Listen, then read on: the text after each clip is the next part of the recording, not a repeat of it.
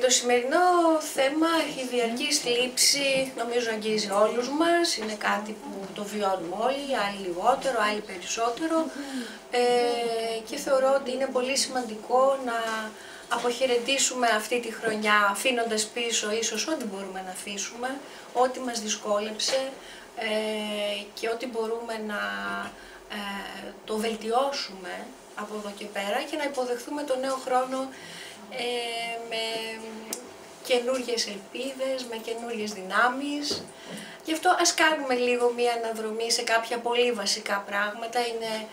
Οι συναντήσεις αυτές έχουν στόχο μια ενημέρωση, μια αξιολόγηση τα κύρια σημεία, τα οποία μπορούν να μας βοηθήσουν μέσα από την επιστήμη της ψυχολογίας, να πάρει ο καθένας ό,τι χρειάζεται, ώστε να μπορέσει να βοηθηθεί σε όλα τα επίπεδα, στην προσωπική του ζωή, στην επαγγελματική του ζωή, στην κοινωνική του ζωή.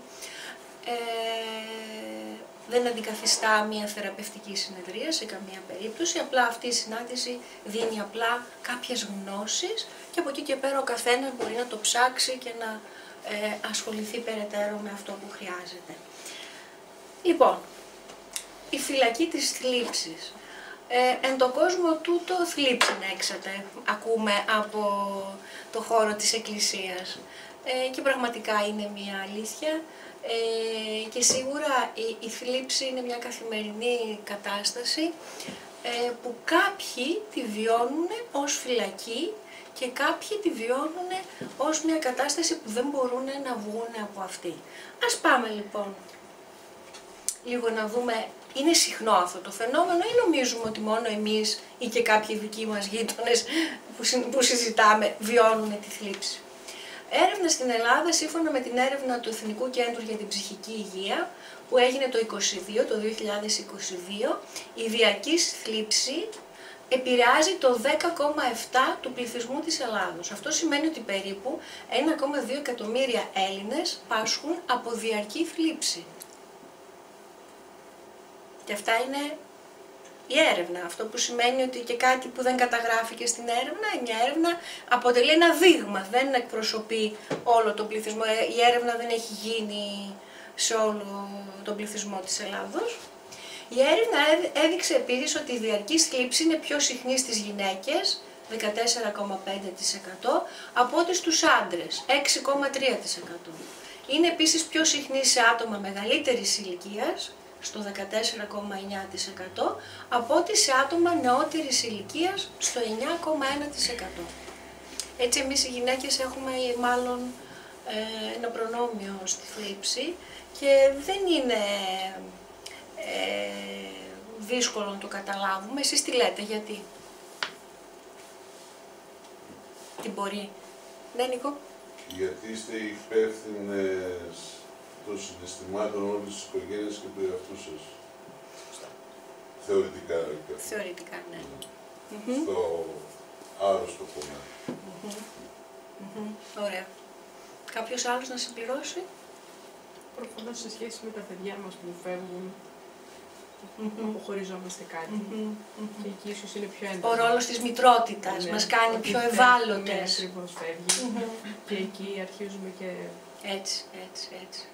Και εκεί είδα κάποιες. Το όνομά σου? Ονομάζομαι Χριστίνα. Χριστίνα. Νομίζω ότι θα μπορούσε να είναι και κατασκευαστικό μας λόγω των ορμονών. Δεν ξέρω, σε αυτό μπορεί να έχω λάθος και να με συμπληρώσει. Βιολογικοί παράγοντες. Αυτοί είναι οι βιολογικοί παράγοντες. Όλα που είπατε είναι πάρα πολύ σωστά. Όλα ισχύουν. Σίγουρα η γυναίκα έχει επομιστεί λόγω της μητρότητας την ευθύνη, έμφυτα την ευθύνη της φροντίδας, με αποτέλεσμα όχι ότι ο άντρας δεν μπορεί να έχει αυτή την ευθύνη, αλλά την κάνει πιο ευάλωτη τη γυναίκα, πιο ευαίσθητη.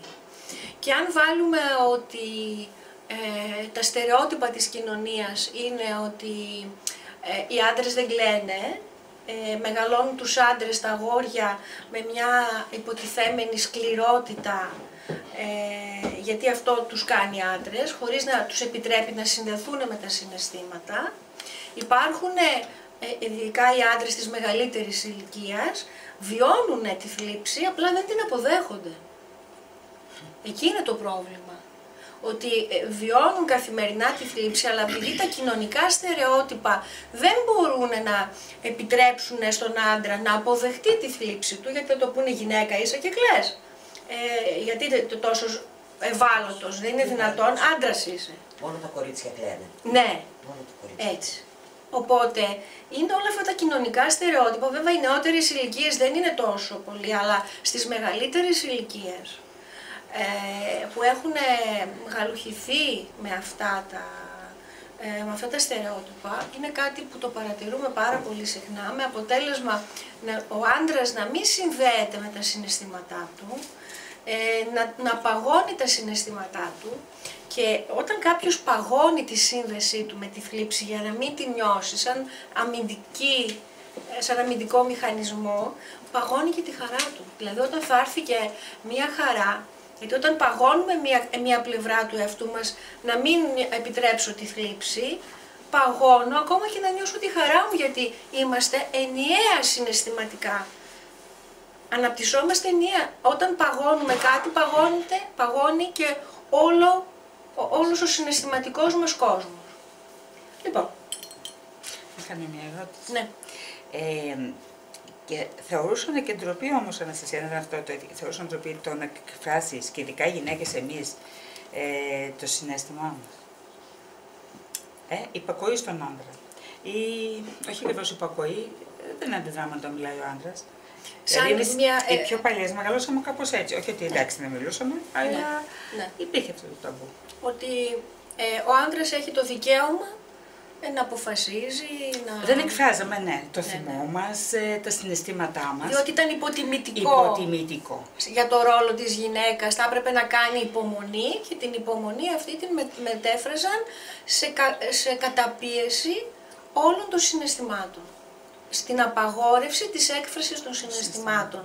Η γυναίκα θα πρέπει να υπομένει, να αντέχει, μάνα είσαι, γυναίκα είσαι, δεν θα μιλήσεις έτσι στον άντρα σου, εσύ θα κρατήσεις. Γι' αυτό λέγανε και ότι η οικογένεια χαλάει από τη γυναίκα και δεν χαλάει από τον άντρα. Δηλαδή πάντοτε βάζανε το βάρος πάντα να το κρατάει η γυναίκα. Ο άντρας είχε το δικαίωμα, του επιτρεπότανε να κάνει και λάθη και οτιδήποτε άλλο. Και κάτι άλλο θέλω να πω, ότι τώρα εμείς ψαχνόμαστε, παρόλο που και εγώ δεν είμαι μικρή, ψαχνόμαστε να δούμε και ποια είναι η αιτία που το παιδί μου με εμένα αντιδράει έτσι και είναι θυμωμένο και βγάζει αυτά τα νεύρα. Παλιά θυμάμαι η μαμά μου, γιατί και εγώ ήμουν ένα αντιδραστικό παιδί, έλεγε τι κακό παιδί είσαι. Ταμπελίτσα. Τι κακό, αυτά όλα όμως περάσαν σε μένα μέσα. Όχι ότι εγώ τώρα είμαι η τέλεια μανούλα, αλλά πίσω από το θυμό του παιδιού μου και την αντίδραση ψάχνω να δω τι φταίει. Αυτό. Ενώ παλιά, όχι, τα πελατικά. Μα δεν υπήρχε παλιά κάποιος να ψάξει τι κρύβεται πίσω από μία αντίδραση. Έμπαινε η ταμπελίτσα, δεν είχες διάθεση να ασχοληθείς με τις υποχρεώσεις σου, είσαι τεμπέλης, είσαι τεμπέλα. Αισθανόσουν θλίψη και δεν συμμετείχες σε κάτι, είσαι αδιάφορος και απόμακρος. Δηλαδή δεν προβληματιζόνταν οι άνθρωποι ότι πίσω από αυτό τι μπορεί να υπάρχει. Ήταν αδιανόητο. Αυτό ήρθε μόνο με την επιστήμη της ψυχολογίας, που πλέον άρχιζαν τα δημοσιεύματα αυτά, έρευνες στα κοινωνικά μέσα, στα social και οπουδήποτε αλλού να δημοσιεύονται και να διαβάζει ο κόσμος, και μετά σιγά σιγά αυτό διαδόθηκε μέσα στην κοινωνία, μέσα στην κοινότητα, και αρχίζουν να λένε «Α, συμβαίνει αυτό, άρα τι μπορεί να υπάρχει από πίσω». Γι' αυτό και τώρα πάρα πολλοί άντρες δεν αποδέχονται αυτό που συμβαίνει μέσα στην οικογένεια. Δηλαδή έρχεται μια γυναίκα η οποία είναι προβληματισμένη, τα παιδιά τους έχουν θέματα και ο άντρας κρατάει την απόσταση, δεν μπορεί να αποδεχτεί το πρόβλημα. Έτσι είναι. Και κάτι άλλο που σε μένα προσωπικά έχει περάσει, που τώρα τα καταλαβαίνω κι εγώ, που τα ψάχνω, το ότι πάντα έκανα προσπάθειες να είμαι το αποδεκτό παιδί. Και όχι μόνο σαν μικρή, και τώρα που είμαι 60 χρονών, προσπαθώ, αν και αρχίζει και ευθύνει αυτό και χαίρομαι γι' αυτό, γιατί έπρεπε να αποδείξω στους άλλους ότι αξίζω, ότι είμαι καλή. Γιατί μόνο έτσι μας αποδεχόταν. Μας αποδεχόταν η οικογένεια, το περιβάλλον. Έπρεπε να μπούμε στα καλούπια που έπρεπε οι άλλοι να μας καθορίσουν η οικογένεια, το πρέπει, γιατί αυτό το πρέπει και τα καλούπια ξεκινάει από το τι θα πούν οι άλλοι. Άρα η απέτηση της οικογένειας δεν είναι πώς νιώθει το μέλος της οικογένειας, πρέπει να τηρηθεί το πλαίσιο μέσα στην οικογένεια, ώστε αυτή η οικογένεια να φαινόταν αρεστή και κοινωνικά αποδεκτή από το περιβάλλον. Αυτό ήταν το πρωτεύον. Δεν ήταν το πώς ένιωθαν τα μέλη της οικογένειας μέσα. Κανείς δεν το ψάχνε αυτό. Έτσι ακριβώς. Κανείς.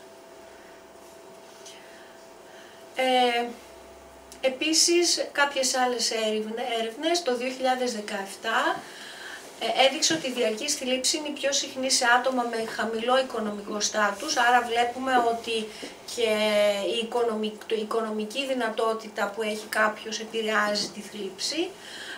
Το 2018 έδειξε ότι η θλίψη είναι πιο συχνή σε άτομα με χαμηλό μορφωτικό επίπεδο, γιατί αυτοί οι άνθρωποι δυσκολεύονται το να ψάξουν, να διαβάσουν, να πληροφορηθούν, να πάρουν, να αναζητήσουν λύσεις, έτσι, και απαξιώνουν ίσως την επιστήμη της ψυχολογίας πάρα πολύ. Το 2019 έδειξε ότι η διαρκής θλίψη είναι πιο συχνή σε άτομα που έχουν βιώσει τραυματικά γεγονότα. Εδώ μιλάμε για το μετατραυματικό στρες ή την κακοποίηση μέσα στην οικογένεια, μιλάμε είτε στην πατρική οικογένεια είτε στην καινούργια οικογένεια που κάνει το άτομο, συνήθως ή αν τύχει σε ένα ατύχημα. Εγώ είχα πελάτες από κάποια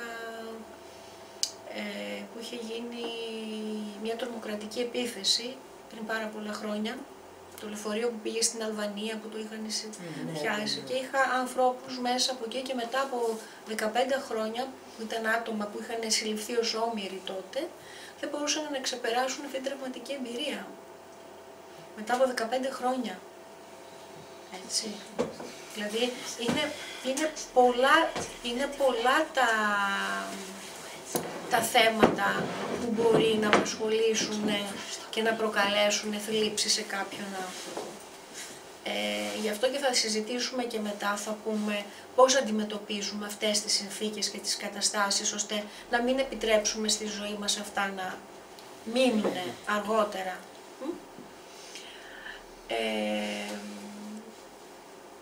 Και άλλες έρευνες υποδεικνύουν ότι η διαρκής θλίψη είναι ένα σημαντικό πρόβλημα στην Ελλάδα που επηρεάζει άτομα από όλες τις κοινωνικο-οικονομικές ομάδες. Είμαστε αρκετά πίσω στην Ελλάδα να ψάξουμε να βρούμε λύσεις σε επίπεδο συμβουλευτικής. Πάντα λέω και συζητάω, γι' αυτό και όπου με καλούν πηγαίνω να κάνω ομιλίες αφιλοκερδώς, εθελοντικά. Γιατί πιστεύω ότι πρώτα πρέπει να μπούμε στη συμβουλευτική και μετά στη θεραπεία. Δηλαδή αν γεννιέται τη στιγμή που γεννιέται κάτι, ψάξουμε σε έναν σύμβουλο, σε έναν ψυχολόγο, όχι για να πάρουμε θεραπεία, αλλά για συμβουλή. Συμβαίνει αυτό, πώς μπορώ εγώ να το διαχειριστώ καλύτερα.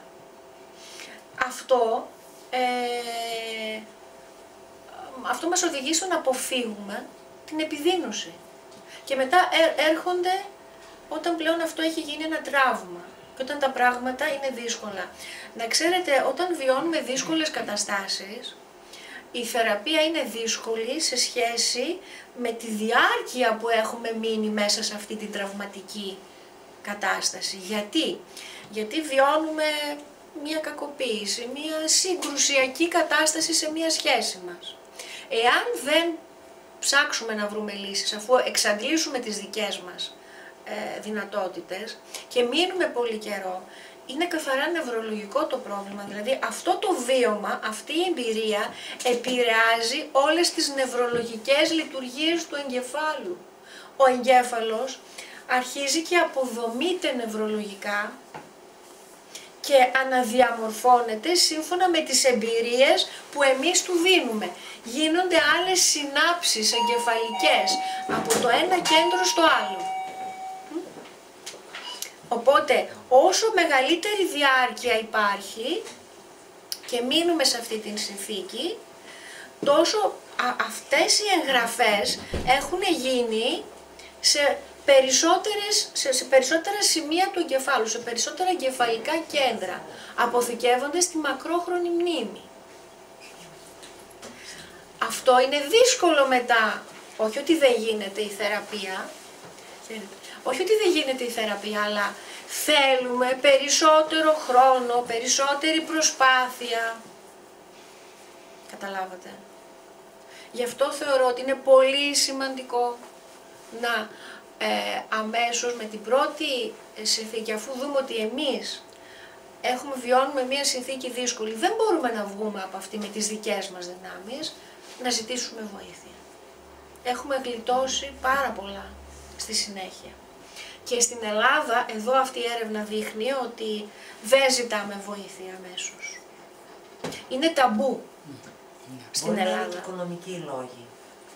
Κοιτάξτε να δείτε, δεν είναι τόσο ακριβά όσο φαντάζεστε. Υπάρχουν κατηγορίες και κατηγορίες θεραπευτών.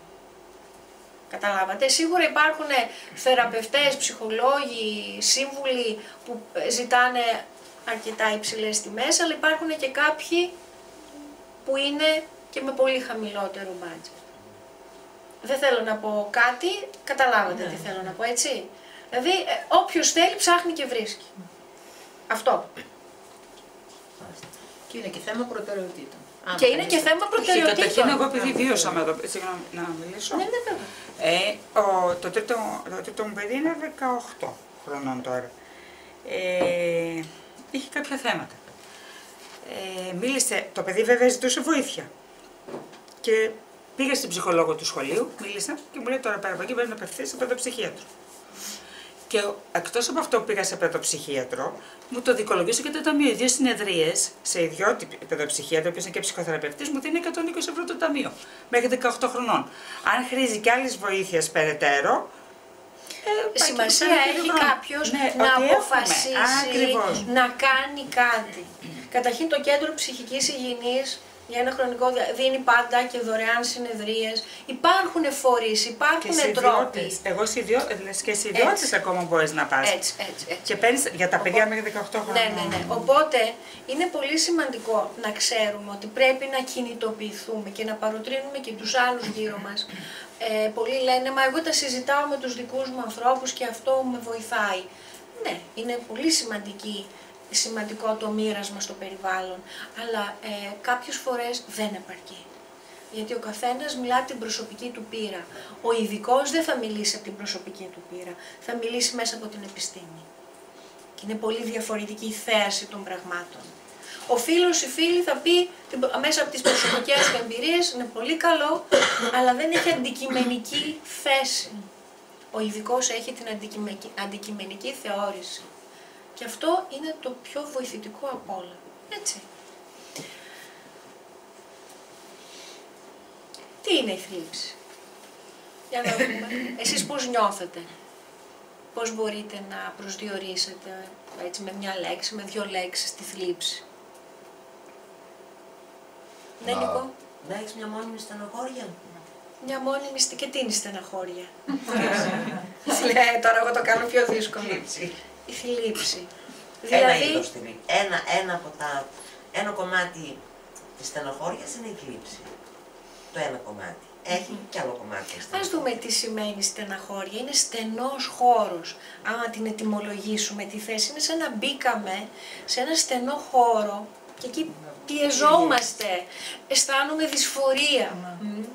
Έτσι. Νίκο.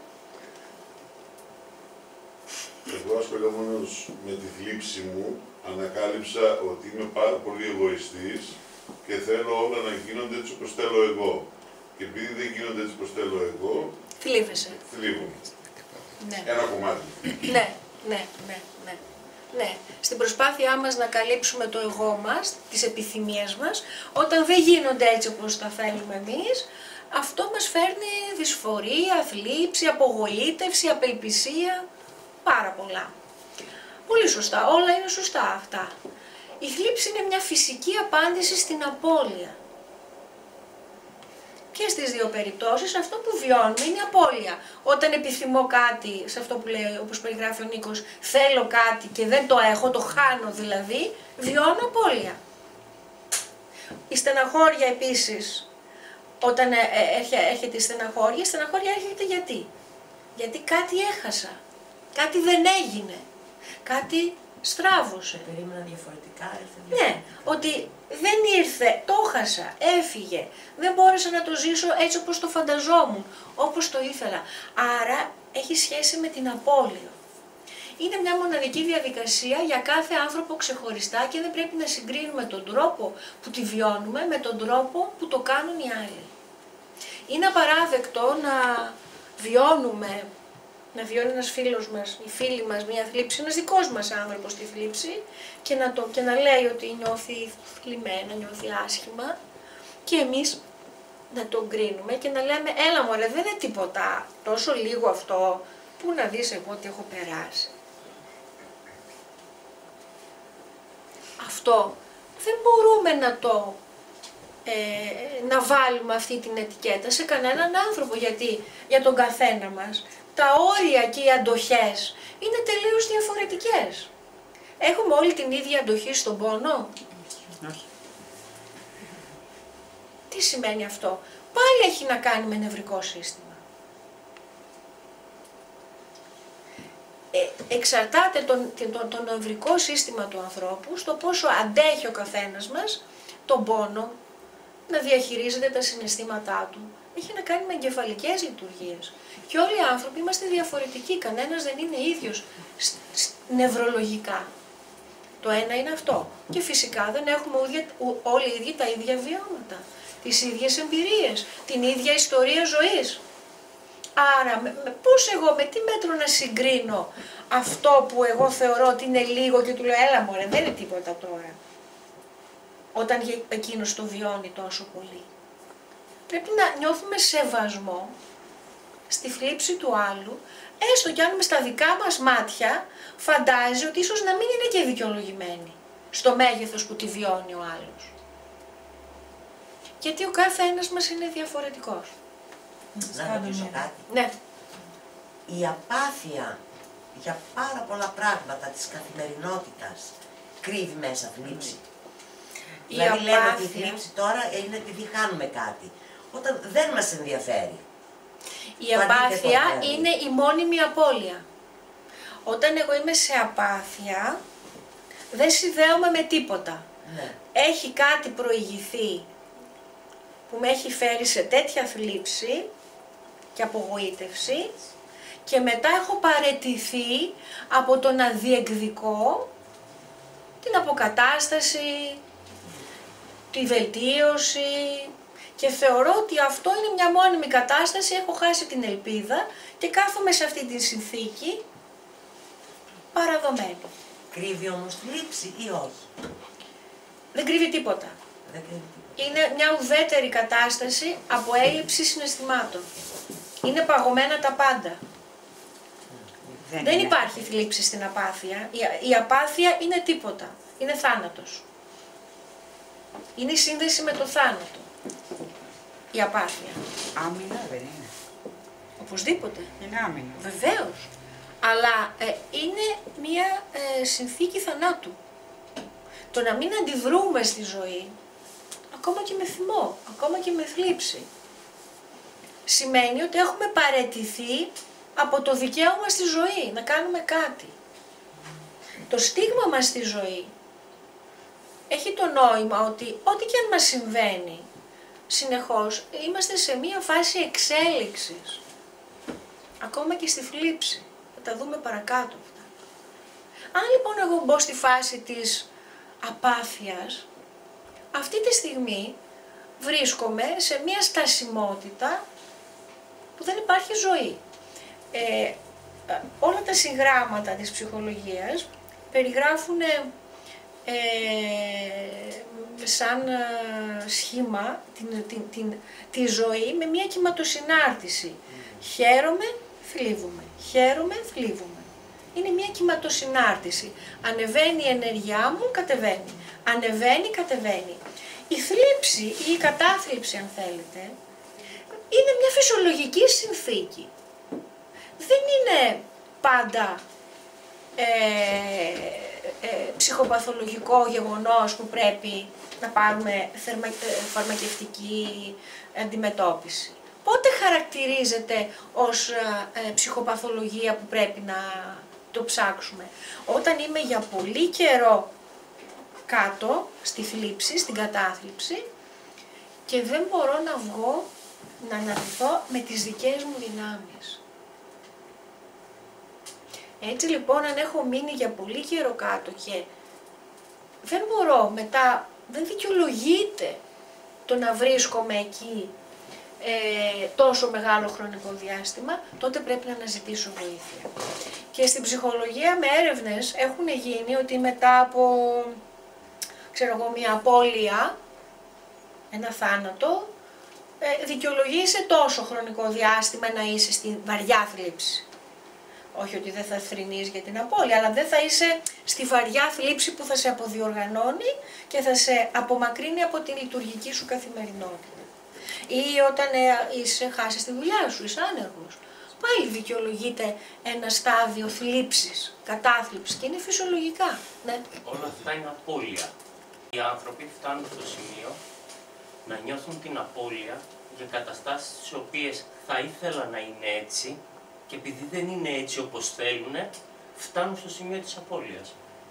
Ναι, ναι, τις θλίψεις. Δηλαδή, ο άνθρωπος φαντάζεται, θέλει να είναι η ζωή του όπως έχουμε τη την φαντάζεται. ψευδαίσθηση. Όχι όπως είναι δηλαδή. Ναι, έχουμε την ψευδαίσθηση ότι μας μεγαλώσανε, και αυτό έχει να κάνει πάλι με τον τρόπο που μας μεγαλώνουν, ότι αν είσαι καλός μαθητής και πάρεις καλούς βαθμούς θα πετύχεις τη ζωή σου. Αν περάσεις στο πανεπιστήμιο και πάρεις ένα πτυχίο, αν κάνεις ένα γάμο με αυτά τα χαρακτηριστικά, δεν ξέρω, ο καθένας σας βάλει ό,τι νομίζει που μας βάζουν στο μυαλό, θα είμαστε ευτυχείς. Και μας μεγαλώνει αυτή η κοινωνία και η οικογένεια με κάποια κριτήρια που δεν συνάδουν με τα κριτήρια της πραγματικής ευτυχίας μας. Η πραγματική ευτυχία είναι η υγιής προσαρμογή, η συνεχής υγιής προσαρμογή στις καινούργιες συνθήκες και εξελίξεις της ζωής. Ναι. Και εγώ θα ήθελα να σας ρωτήσω κάτι. Θεωρείτε ότι μπορεί να υπάρξει θλίψη η οποία πηγάζει από υπαρξιακούς παράγοντες? Το υπαρξιακούς παράγοντες, εγώ το καταλαβαίνω, αλλά κάνω λίγο πιο συγκεκριμένο για να το καταλάβουν εκεί. Υπάρχει μία όμορφη καθημερινότητα, υγεία, ευημερία, δουλειά, αλλά αυτό δεν σημαίνει ότι όλα αυτά εμποδίζουν τη θλίψη να... Αλλά παρόλα αυτά βρίσκεται κάποιος σε θλίψη. Ναι. Είναι η θλίψη χωρίς λόγο, θα το πούμε παρακάτω. Okay. Θα το αναλύσουμε αυτό και θα το συνδέσω με τι συμβαίνει εκεί. Ναι. Okay. Είναι πολύ εύστοχη η παρέμβαση. Ναι, θα το δούμε λίγο παρακάτω. Έτσι λοιπόν, κανένας δεν μας προετοίμασε ότι ξέρετε, μπορεί εσύ να είσαι το αριστούχο παιδί και να πάρεις 30 πτυχία και να κάνεις και ένα υπέροχο γάμο με τις προϋποθέσεις ή να έχεις και μια πολύ καλή θέση επαγγελματική. Αυτό δεν σημαίνει ότι δεν θα βιώσεις τη θλίψη. Μας δίνουν κίνητρα για να προσπαθήσουμε και αποσυνδέουν την ευτυχία από τη δική μας εσωτερική δύναμη. Εάν δεν συνδεθούμε με τη δική μας εσωτερική δύναμη που λέει ότι εγώ αποφασίζω ότι ό,τι και αν έρθει στη ζωή μου δεν θα αφήσω αυτό να με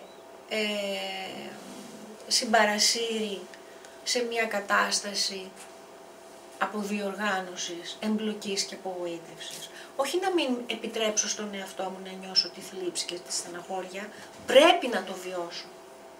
Πρέπει να βιώσω γιατί όταν χάσω τη δουλειά μου δεν θα στεναχωρηθώ. Όταν ένα διαζύγιο ή μια συντροφική σχέση που χαλάει, δεν θα στεναχωρηθώ. ή ένας θάνατος, μια απώλεια ενός αγαπημένου, δεν θα στεναχωρηθούν. Αλλά όταν είμαστε συνδεδεμένοι με τον εαυτό μας, που κανένας δεν επιτρέπει στα παιδιά που μεγαλώνουν να συνδέονται με τις δικές τους δυνάμεις, απλά μας γαλουχούνται να επενδύουμε στο να κάνουμε πράγματα για να νιώσουμε δυνατοί.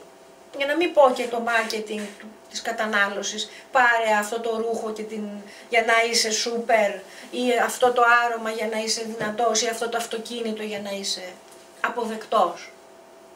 Έτσι μας μεγαλώνουν.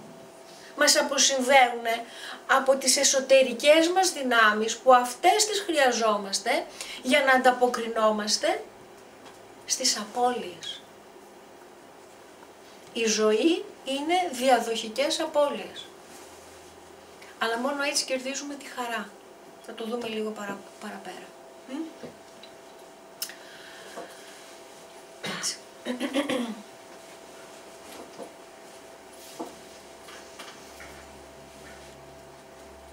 Αυτά τα έχουμε πει. Ναι. Επίσης, όταν βρισκόμαστε, όταν έχουμε βιώσει μια απώλεια ή μετά από μια τραυματική εμπειρία μπούμε σε μια βαθιά θλίψη, διαρκή θλίψη, αυτό επηρεάζει και τη σωματική μας υγεία. Επηρεάζει πάρα πολύ και το ανοσοποιητικό μας σύστημα, το οποίο αποδιοργανώνεται, αλλά και την σκέψη και την οργάνωση του μυαλού μας. Ο εγκέφαλος για να λειτουργήσει πρέπει να λειτουργεί σε μια κατάσταση ισορροπίας της χαράς με τη θλίψη. Δηλαδή, να βλέπω τα αρνητικά της ζωής μου, αλλά να βλέπω και τα θετικά. Μόνο έτσι επέρχεται μια ισορροπημένη σύνδεση του εαυτού μου με τον εξωτερικό κόσμο. Εάν βλέπω μόνο τις απώλειες που έχουν έρθει και δεν βλέπω και τα θετικά που έχω, χάνεται η ισορροπία της καρδιάς με το μυαλό. Το ένα είναι η εκλογήκευση. Τι δεν έχω? Ο στρατηγός, το μυαλό. Δεν είναι λάθος, βεβαίως αξιολογεί. Τι δεν έχω, εκείνο θα έπρεπε, δεν έγινε, πρέπει έτσι. Σωστό. Αλλά απ' την άλλη είναι και η καρδιά, το συναίσθημα. Πω, τι ωραία, έχω εκείνο, έχω καταφέρει αυτό. Αυτά τα θετικά συνήθως τα ξεχνάμε. Τα θεωρούμε δεδομένα, που δεν είναι δεδομένα.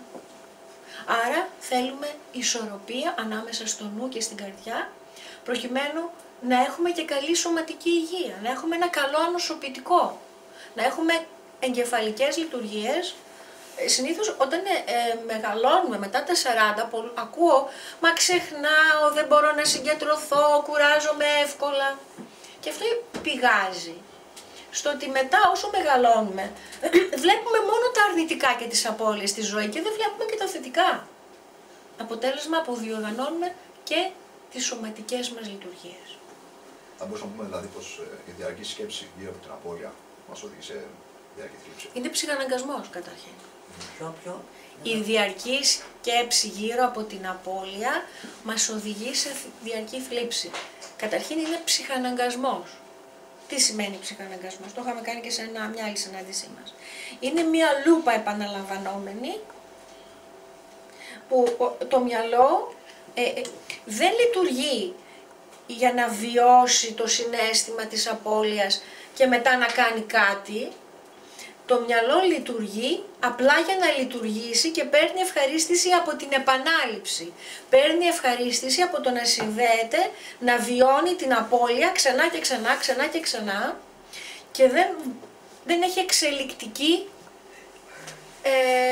πορεία ο άνθρωπος. Δηλαδή μένει στο να βιώνει, αλλά όχι το βιώνω, βεβαίως, αλλά μετά από ένα σημείο έρχεται και η εξέλιξη. Ωραία, το βίωσα. Και μετά από ένα διάστημα λέμε τώρα τι κάνω από εδώ και πέρα. Σαν να γυρνάμε κάπως τη σκέψη μας γύρω από το πρόβλημα χωρίς να βρίσκουμε τη λύση. Ακριβώς. Και ό,τι να ξέρετε είναι κανόνας. Όταν σκεφτόμαστε το ίδιο και το ίδιο το πρόβλημα, το ενδυναμώνουμε. Κανόνας. Και αυτό οφείλεται πιστεύω σε αυτό που είπατε πριν για το εγκέφαλο. Έτσι όπως κάνει τις συνάψεις. Το ενδυναμώνουμε. Δηλαδή δίνουμε εντολή στον εγκέφαλο, του λέμε ασχολήσου με αυτό. Αυτό που του δώσαμε εντολή, με αυτό θα ασχοληθεί. Δεν θα ασχοληθεί με τίποτα άλλο. Δεν θα βρει λύση. Δεν του λες φύγε από εδώ, πάμε να δούμε τι γίνεται παραπέρα. Ναι, όταν θέλουμε να διώξουμε μία κακή συνήθεια, να το πω έτσι, κάτι που μας μπλοκάρει, το αποδεχόμαστε, συμβαίνει αυτό, ωραία, το αποδέχομαι, πάω παρακάτω. Δεν λέω γιατί τώρα έγινε, γιατί ξανά το σκέφτηκα, πώς θα το λύσω, ποια τεχνική θα ακολουθήσω. Όλο αυτό είναι η σύνδεσή μου με το πρόβλημα με έναν άλλο τρόπο, που δεν μου επιτρέπει την εξέλιξη, την αποσύνδεση από το πρόβλημα. Εάν όμως το αποδεχτώ, ναι, αυτό συμβαίνει, ωραία. Μαζί με αυτό προχωράω και κάνω και τα υπόλοιπα. Είναι η κβαντική πραγματικότητα στη ζωή μας, είναι και το πρόβλημα που έχουμε. Συν όλα τα άλλα τα καλά που έχουμε, αυτό κανένας δεν μας επιτρέπει να το νιώσουμε. Την κβαντική αλήθεια. Ταυτόχρονα συμβαίνουν όλα μαζί. Και η θλίψη και η χαρά. Υπάρχει μια καταπληκτική λέξη στην Ορθόδοξη Πατερική Θεολογία που δεν υπάρχει πουθενά στον κόσμο. Είναι η λέξη της χαρμολύπης. Η χαρά και η λύπη μαζί. Και αποδέχομαι και τα δύο. Όποιος κατανοήσει αυτή την έννοια θεολογικά και ψυχολογικά, πραγματικά έχει κερδίσει την ευτυχία. Είμαστε και το ένα και το άλλο. Αγκαλιάζω το πρόβλημα, τη θλίψη και προχωράω μαζί και για τη χαρά, γιατί ταυτόχρονα αυτό δεν λέμε όπου γάμος χωρίς κλάματα και κηδεία χωρίς γέλιο δεν γίνεται. Βλέπετε η σοφία του λαού, πώς τα καταγράφει αυτά. Αλλά δεν καταλαβαίνουμε τι κρύβεται την φυσιολογική έννοια πίσω από αυτά. Ναι, Νίκο, ήθελες κάτι? Δεν υπάρχει ένα τεράστιο εμπόδιο στον δρόμο για τη χαρμολύπη, το γεγονός ότι έχω μεγαλώσει και θέλω μία ζωή χωρίς προβλήματα, οπότε κολλάει ο νους στο να λύσει το πρόβλημα, γιατί δεν θέλω να έχω πρόβλημα, εγκλωβίζομαι εκεί, δεν μπορώ να κάνω πώς την αποδοχή και μέσα σε αυτόν τον εγκλωβισμό αισθάνομαι και ότι είμαι και σπουδαίος. Κοίταξε να δεις. Είπες πάρα πολλά πράγματα. Λοιπόν, το πρώτο είναι, ξεκινάει από το πρόβλημα, είναι από τη γέννησή του, ότι μου έχουν μεγαλώσει, ότι θα έχω μια ζωή δίχως προβλήματα και ότι εγώ πρέπει να τα λύσω. Είναι η πρώτη εμπλοκή. Από εκεί ξεκινάει. Και μετά όλα πάνε στραβά. Θα έχω προβλήματα. Βεβαίως θα λύσω κάποια. Και κάποια δεν θα λύσω. Είναι οι περιπτώσεις που έχουμε χρόνιες ασθένειες. Άτομα με αναπηρίες στις οικογένειες. Χρόνιες καταστάσεις που δεν μπορείς να τις αλλάξεις. Όταν μεγαλώσουμε ή μεγαλώσουμε τα παιδιά μας με αυτή την έννοια ότι υπάρχουν και πράγματα που δεν αλλάζουν, υπάρχουν και πράγματα που αλλάζουν, αυτομάτως αυτό το ναρκισσιστικό εγώ μας ταπεινώνεται. Και δεν παίρνει αέρα να λέει εγώ, γιατί εγώ δεν θέλω προβλήματα, εγώ θα συμβιβαστώ, γιατί νομίζω ότι συμβιβάζεται μετά. Όχι.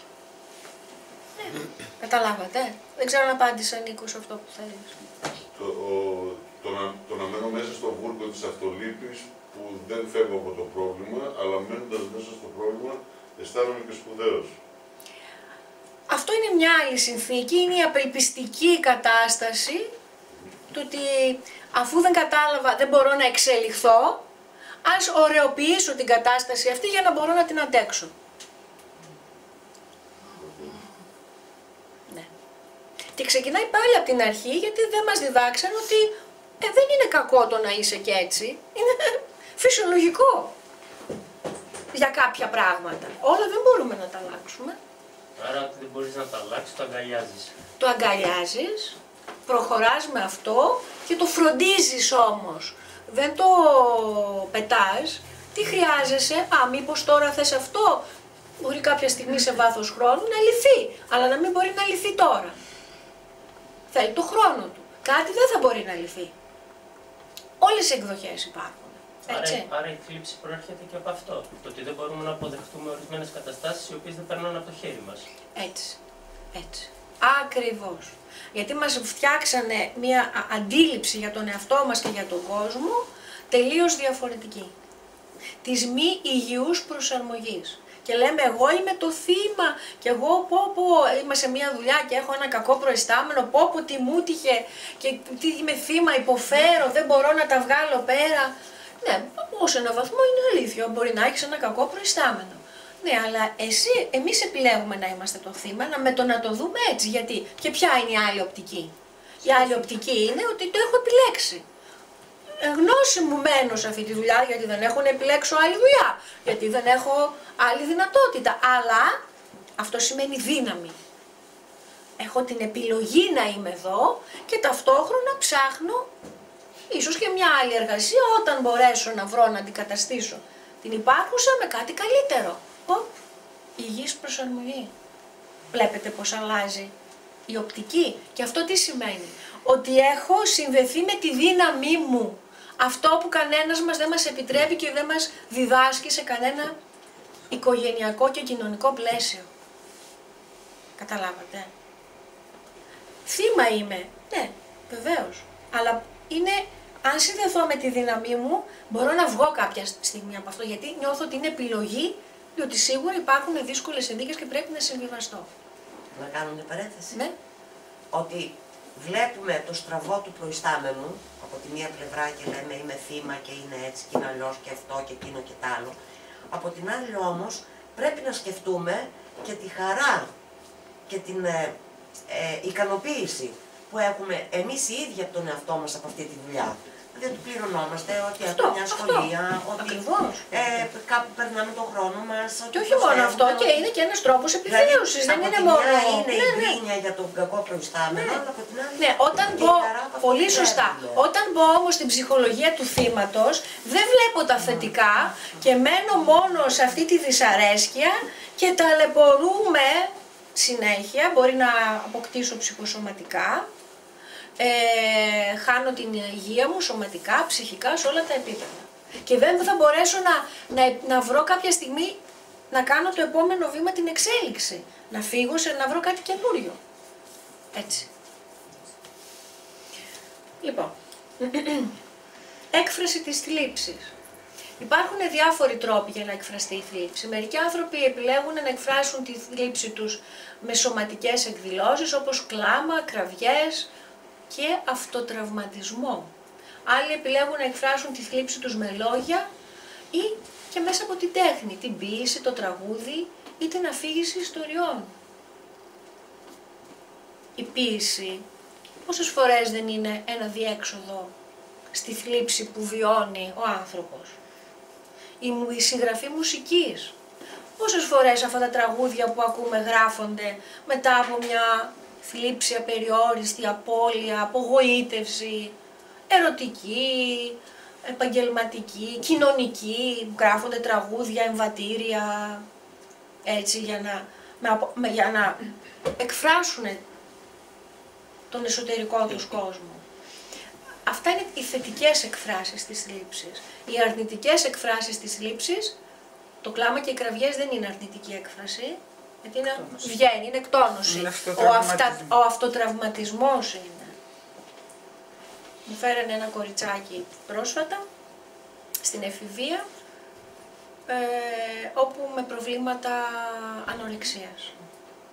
Που τα τελευταία 3 χρόνια αυτοχαρακώνεται. Και περάσαν 3 χρόνια για να ψάξουν να βρούνε την αιτία και να πούνε τώρα που όσο χαρακωνόταν, αυτοτραυματιζόταν, ήταν εντάξει, τώρα που πέρασε στην ανορεξία, στην διακοπή της τροφής, αποφάσισαν να κάνουν κάτι. Καταλαβαίνετε τι συμβαίνει. Γι' αυτό λέω πρέπει άμεσα ό,τι παρατηρούμε στο περιβάλλον να μην το αφήνουμε να παίρνει διαστάσεις. Αν το ψάξουμε βέβαια, σίγουρα αυτή η οικογένεια έχει ένα πρόβλημα δικό της, οι γονείς, έτσι, βιώνουν θέματα που δεν καταλογίζουμε έλλειψη αγάπης και έλλειψη ενδιαφέροντος, σε καμία περίπτωση σε αυτούς τους γονείς. Οι ίδιοι δεν αντιλαμβάνονται πώς πρέπει, γιατί είναι βουτυγμένοι στα δικά τους θέματα, στα δικά τους προβλήματα. Καταλάβατε. Δεν στιγματίζουμε συμπεριφορές στους ανθρώπους. Μπορεί να γίνει προσπάθεια από την οικογένεια και να μην ήθελε το συγκεκριμένο άτομο. Ό,τι και να είναι, όταν έχουμε παιδιά, το παίρνεις. Καλά, πέρα από τα παιδιά, γενικά μιλάμε. Και λέγανε οι οικογονείς, εντάξει, περάσαμε μια κρίση, τώρα όλα καλά. Δεν είναι όμως καλά. Νομίζουν ότι είναι καλά. Δεν αντιλαμβάνονται το πρόβλημα. Καταλάβατε. Και έχουν όλη την καλή διάθεση, δεν καταλογίζουμε κακή πρόθεση ή αδιαφορία. Που οι άνθρωποι αγωνίζονται, προσπαθούν, έτσι. Να κάνω μια ερώτηση. Ναι. Όμως το δεν μπορεί να είναι και άσχετο τώρα με αυτό.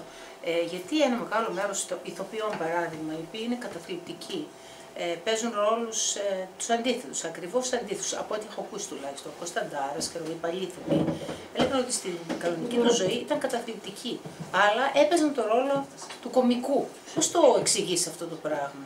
Δηλαδή, πώς είναι δυνατόν να είσαι καταθλιπτικός και ταυτόχρονα να διασκεδάσεις όλο τον κόσμο, διασκεδαστής? Καταρχήν, πολλές φορές υπάρχουν οι εξής κατηγορίες. Κάποιοι δεν επιλέγουν το ρόλο, γιατί το κάνανε και για την επιβίωση, οπότε αναγκαστικά, θα σου εξηγήσω, ναι, η μια κατηγορία είναι αυτή, οπότε αναγκαστικά παίρνουν ρόλους, έστω και κωμωδίας, έστω και ο ηθοποιός εκτελεί αυτό το σενάριο, το οποίο πρέπει να εφαρμόσει, έτσι. Από εκεί και πέρα, οι ηθοποιοί, επειδή έχουν ανάγκη την εξωστρέφεια, γι' αυτό και επιλέγουν την έκθεση προς τα έξω. Είναι προσωπικότητες που πραγματικά γεμίζουν από την εξωστρέφεια. Τους καλύπτει κάποια κενά δηλαδή. Ακριβώς. Δηλαδή όλοι δεν μπορούμε να γίνουμε ηθοποιοί.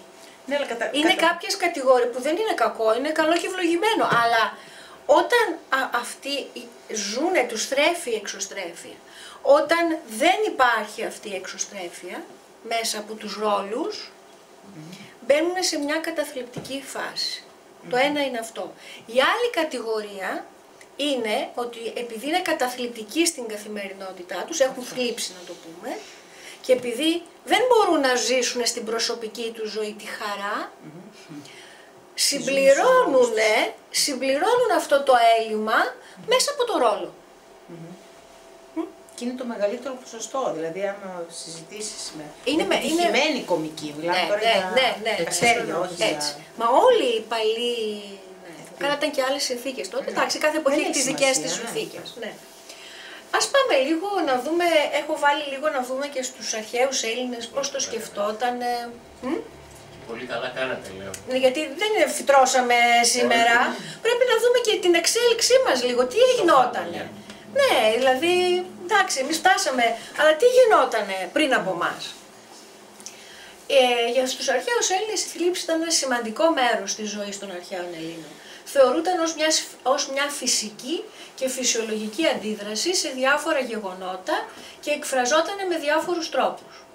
Η θλίψη θεωρούνταν επίσης ως μια πηγή έμπνευσης για τους αρχαίους Έλληνες καλλιτέχνες και συγγραφείς. Πολλά έργα τέχνης και λογοτεχνίας από την αρχαία Ελλάδα απεικονίζουν τη θλίψη είτε ως μια ατομική εμπειρία είτε ως μια συλλογική εμπειρία. Ο Αριστοτέλης έγραψε για τη θλίψη στο έργο του «Ηθικά Νικομάχια», όπου την περιέγραψε ως μια φυσική και υγιή ανθρώπινη συναισθηματική κατάσταση. Με μερικά παραδείγματα της σημασίας της θλίψης στην αρχαία ελληνική γραμματεία περιλαμβάνουν το ποίημα «Το τραγούδι της θλίψης» του Ομήρου, το οποίο εκφράζει τη θλίψη του Οδυσσέα για την απώλεια της γυναίκας και του γιού του, και επίσης στην αρχαία Ελλάδα είχαμε και τους θρηνοδούς, τους τωρινούς μυρολογητές, τις μυρολογήτρες, έτσι. Δηλαδή βλέπετε πως υπάρχει μια συνάφεια. Οι επαγγελματίες θρηνοδοί ήταν μια σημαντική ομάδα στην αρχαία ελληνική κοινωνία. Ήταν ειδικευμένοι στην εκτέλεση θρηνοδιών και άλλων τελετουργιών θρήνου. Οι θρηνοδοί συχνά προσλαμβάνονταν από οικογένειες που είχαν χάσει ένα αγαπημένο τους πρόσωπο για να τους βοηθήσουν να εκφράσουν τη θλίψη τους. Οι θρηνοδίες των αρχαίων Ελλήνων ήταν συχνά πολύ συναισθηματικές και εκφράζονταν με έντονο τρόπο. Οι θρηνοδοί χρησιμοποιούσαν συχνά κραυγές, κλάμα και άλλους έντονους ήχους για να εκφράσουν τον πόνο τους. Οι θρηνοδίες μπορούσαν επίσης να είναι πολύ ποιητικές και να χρησιμοποιούν συμβολισμούς για να εκφράσουν τα συναισθήματα του θρήνου.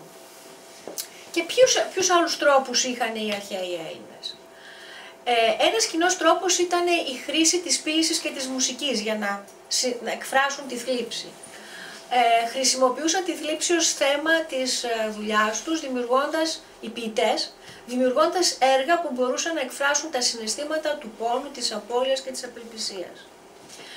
Επίσης με τελετουργίες και ιεροτελεστίες. Οι αρχαίοι Έλληνες πίστευαν ότι η θλίψη ήταν μια φυσική διαδικασία που έπρεπε να περάσει ο άνθρωπος. Ως εκ τούτου είχαν διάφορες τελετουργίες μέσα από αυτές. Η κηδεία είναι μια τέτοια τελετουργία. Την κηδεία την κάνουμε όχι για τον άνθρωπο που έφυγε, την κάνουμε για μας. Δική μας ανάγκη είναι, η ψυχή έφυγε, ο άνθρωπος έφυγε, τελείωσε. Εμείς έχουμε ανάγκη να συνεχίσουμε να είμαστε κοντά του με μια τελετουργική διαδικασία. Άλλες τελετουργίες ήταν τα εγκόμια, τα οποία ήταν ύμνοι που γράφονταν για να τιμήσουν τη μνήμη ενός νεκρού και τις θυσίες οι οποίες γίνονταν για να προσελκύσουν την ευλογία των θεών.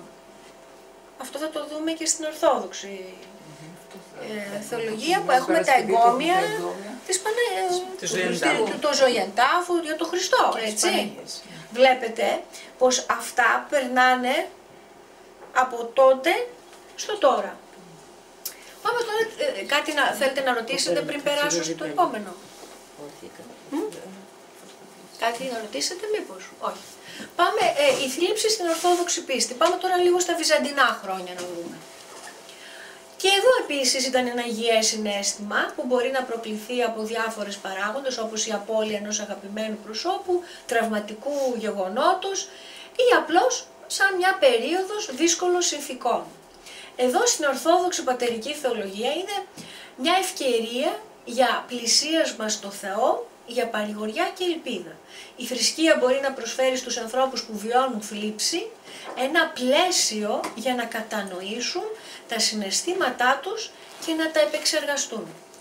Στην Ορθόδοξη παράδοση η θλίψη συνδέεται με το πένθος για το θάνατο και επίσης και εδώ έχουμε τελετουργίες, είναι η κηδεία, έτσι, είναι τα μνημόσυνα,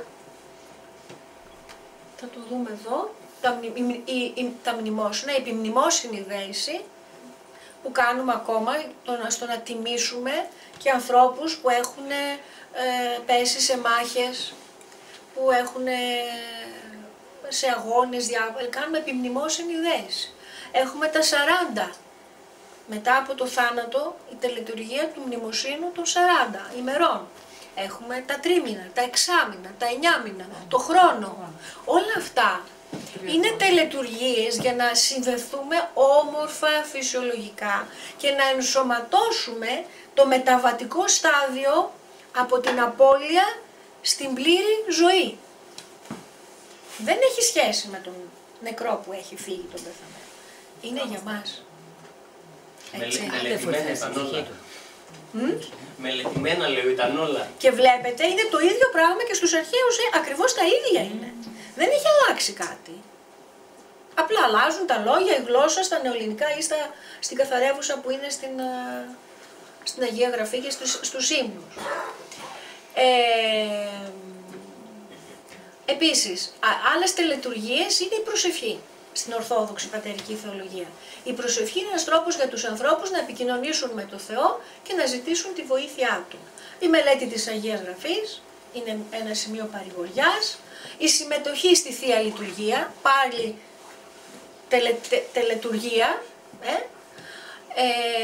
για να συναντήσουν τον Θεό, να βρουν παρηγοριά στην κοινότητα της Εκκλησίας. Βέβαια εμείς έχουμε και τα μυστήρια της εξομολόγησης, της Θείας Κοινωνίας και όλα αυτά βοηθάνε στο να επεξεργαστούμε τη θλίψη. Έτσι στην Ορθόδοξη Πατερική Θεολογία, για να συνεχίσουμε λίγο με την Ορθόδοξη πίστη, η θλίψη, λέει ο Ιωάννης ο Χρυσόστομος, είναι η μητέρα της μετάνοιας. Η λέξη μετάνοια προέρχεται από τα αρχαία ελληνικά και αποτελείται από τη σύνθεση των λέξεων μετά, που σημαίνει το μετά ή μεταξύ, και του νοέω, που σημαίνει σκέφτομαι ή νοώ. Έτσι η μετάνοια κυριολεκτικά σημαίνει σκέφτομαι μετά ή μετασκέψη. Στην πνευματική και θρησκευτική παράδοση η μετάνοια αναφέρεται στην εσωτερική αλλαγή στάσης ή συμπεριφοράς, συνήθως προς το καλύτερο σε σχέση με κάποια πτυχή της ζωής. Συνήθως συνδέεται με την αναγνώριση του λάθους, τη μετάνοια, γι' αυτό και τη δέσμευση για αλλαγή. Εδώ τώρα θέλω να κάνουμε μία παρένθεση. Οι αρχαίοι Έλληνες είχαν την σύνδεση με το ότι μετανοώ σημαίνει να βρω την καινούρια νόηση. Και η καινούρια νόηση, δηλαδή καινούρια σκέψη, είναι να αναγνωρίσω το γνώθι σε αυτόν, είναι να αναγνωρίσω τον εαυτό μου. Να αναγνωρίσω την αλήθεια της ύπαρξής μου. Να αναγνωρίσω το νόημα της ζωής για το οποίο ήρθα σε αυτή την ενσάρκωση. Αυτό ήταν το νόημα για τους αρχαίους Έλληνες του μετανοώ. Δεν ήταν η έννοια που δίνεται στην Ορθόδοξη Πατερική Θεολογία, το ότι έχω αμαρτήσει και πρέπει να επανορθώσω για κάτι που έχω κάνει λάθος. Υπάρχει μία διάσταση, έτσι.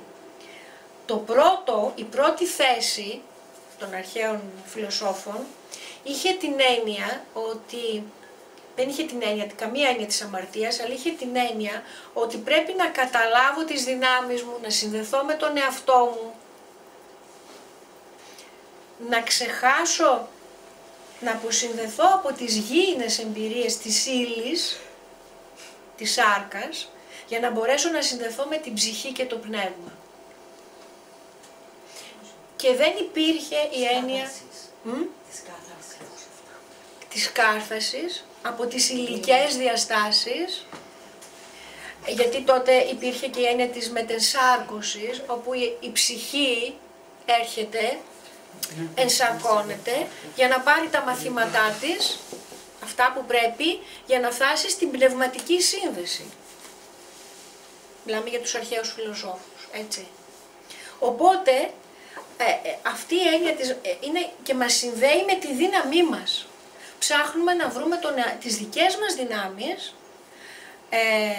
και η θλίψη έχει να κάνει ότι έρχεται γιατί έχουμε απογοητευτεί από τα υλικά, από τις επιθυμίες, τις γήινες, τις υλικές. Ή βέβαια έχουμε και το θάνατο, έχουμε και τις απώλειες τέτοιου είδους. Αλλά η θλίψη έρχεται για να μας δώσει να καταλάβουμε ότι αυτά έρχονται και παρέρχονται. Δεν είναι το επίκεντρο που πρέπει εμείς να συνδεθούμε. Πρέπει να κατανοήσουμε το βαθύτερο νόημα της ζωής. Αυτό το λένε και μέσα στην Ορθόδοξη Πατερική Θεολογία. Η θλίψη, ο πόνος έρχεται για να μας κάνει, όταν απογοητευόμαστε μια ασθένεια, καταλαβαίνουμε την αδυναμία και τη φθαρτότητα αυτού του σώματος. Και αναγκαζόμαστε όσοι παίρνουν το μάθημα αυτό, γιατί κάποιοι λένε, βρίζουν θεούς και δαίμονες για αυτό που τους έτυχε, έτσι. Αλλά το νόημα είναι ότι μέσα από μια τέτοια ασθένεια, ας πούμε, πάρουμε την παράδειγμα της ασθένειας, κατανοώ τη φθαρτότητά μου και αναγκάζομαι να έχω μια ευκαιρία να συνδεθώ με την ψυχή και στη συνέχεια με το πνεύμα. Με την πνευματική μου σύνδεση, με την πηγή μου που είναι... Που είναι αυτό που το βάλει ο καθένας, να μην πω εγώ, για να μην εκφραστώ προσωπικά. Έτσι. Καταλάβατε τη διαφορά των αρχαίων φιλοσόφων, ενώ στην Ορθόδοξη Πατερική Θεολογία πάλι μας συνδέουν με την έννοια του να αντιληφθούμε, αλλά το θεωρεί αμαρτία. Τι αμαρτία έκανες. Στα μάτια των άλλων όμως, όχι στα δικά μας. Εξαρτάται, ο καθένας την έννοια της αμαρτίας. Όχι, τι εννοεί η Εκκλησία εννοώ, λέω. Δηλαδή, για μένα μπορεί να κάνω κάτι κακό, αλλά, κάτι καλό, αλλά το θεωρώ εγώ καλό, αλλά η Εκκλησία δεν το θεωρεί κακό. Η Εκκλησία είναι δόγμα, προσέξτε να τα ξεχωρίσουμε. Η Εκκλησία είναι το δόγμα. Όπου υπάρχει ένα δόγμα υπάρχουν στεγανά και σου λέει, όπως είναι και η νομική επιστήμη. Η νομική επιστήμη έχει τους νόμους. Άμα κλέψεις, άμα σκοτώσεις θα υποστείς τις συνέπειες. Το ίδιο είναι και η μία πίστη. Όπου υπάρχει δόγμα υπάρχουν στεγανά. Δεν μπορεί να κατανοήσει τη δική σου προσωπική ελευθερία. Πρέπει να ενταχθείς μέσα στο δόγμα για να γίνεις αποδεκτός. Για να ξεχωρίσουμε τα πράγματα. Ο καθένας επιλέγει πού μπορεί και τι του ταιριάζει. Ούτε κακό είναι το ένα, ούτε κακό το άλλο. Όλοι οι δρόμοι οδηγούν στη σύνδεση με την ψυχή, ας διαλέξει ο καθένας πού του ταιριάζει, ποιος δρόμος του ταιριάζει. Καταλάβατε? Ωραία. Ναι, Νίκο. Δηλαδή, αν κατάλαβα σωστά, η θλίψη είναι απόδειξη ότι δεν έχω συνδεθεί ακόμα με την ψυχή μου. Γιατί άμα συνδεθώ με την ψυχή μου και όχι. Η θλίψη είναι μια φυσιολογική διαδικασία της γήινης διάστασης στην οποία βρισκόμαστε. Εφόσον έχουμε ενσαρκωθεί σε αυτές τις γήινες διαστάσεις, όπου υπάρχει το δίπολο, καλό, κακό, χαρά, θλίψη. Είναι συμπαντικός νόμος. Δεν μπορώ να είμαι, είναι αυτό, το χαρά, θλίψη, χαρά, είναι συμπαντικός νόμος.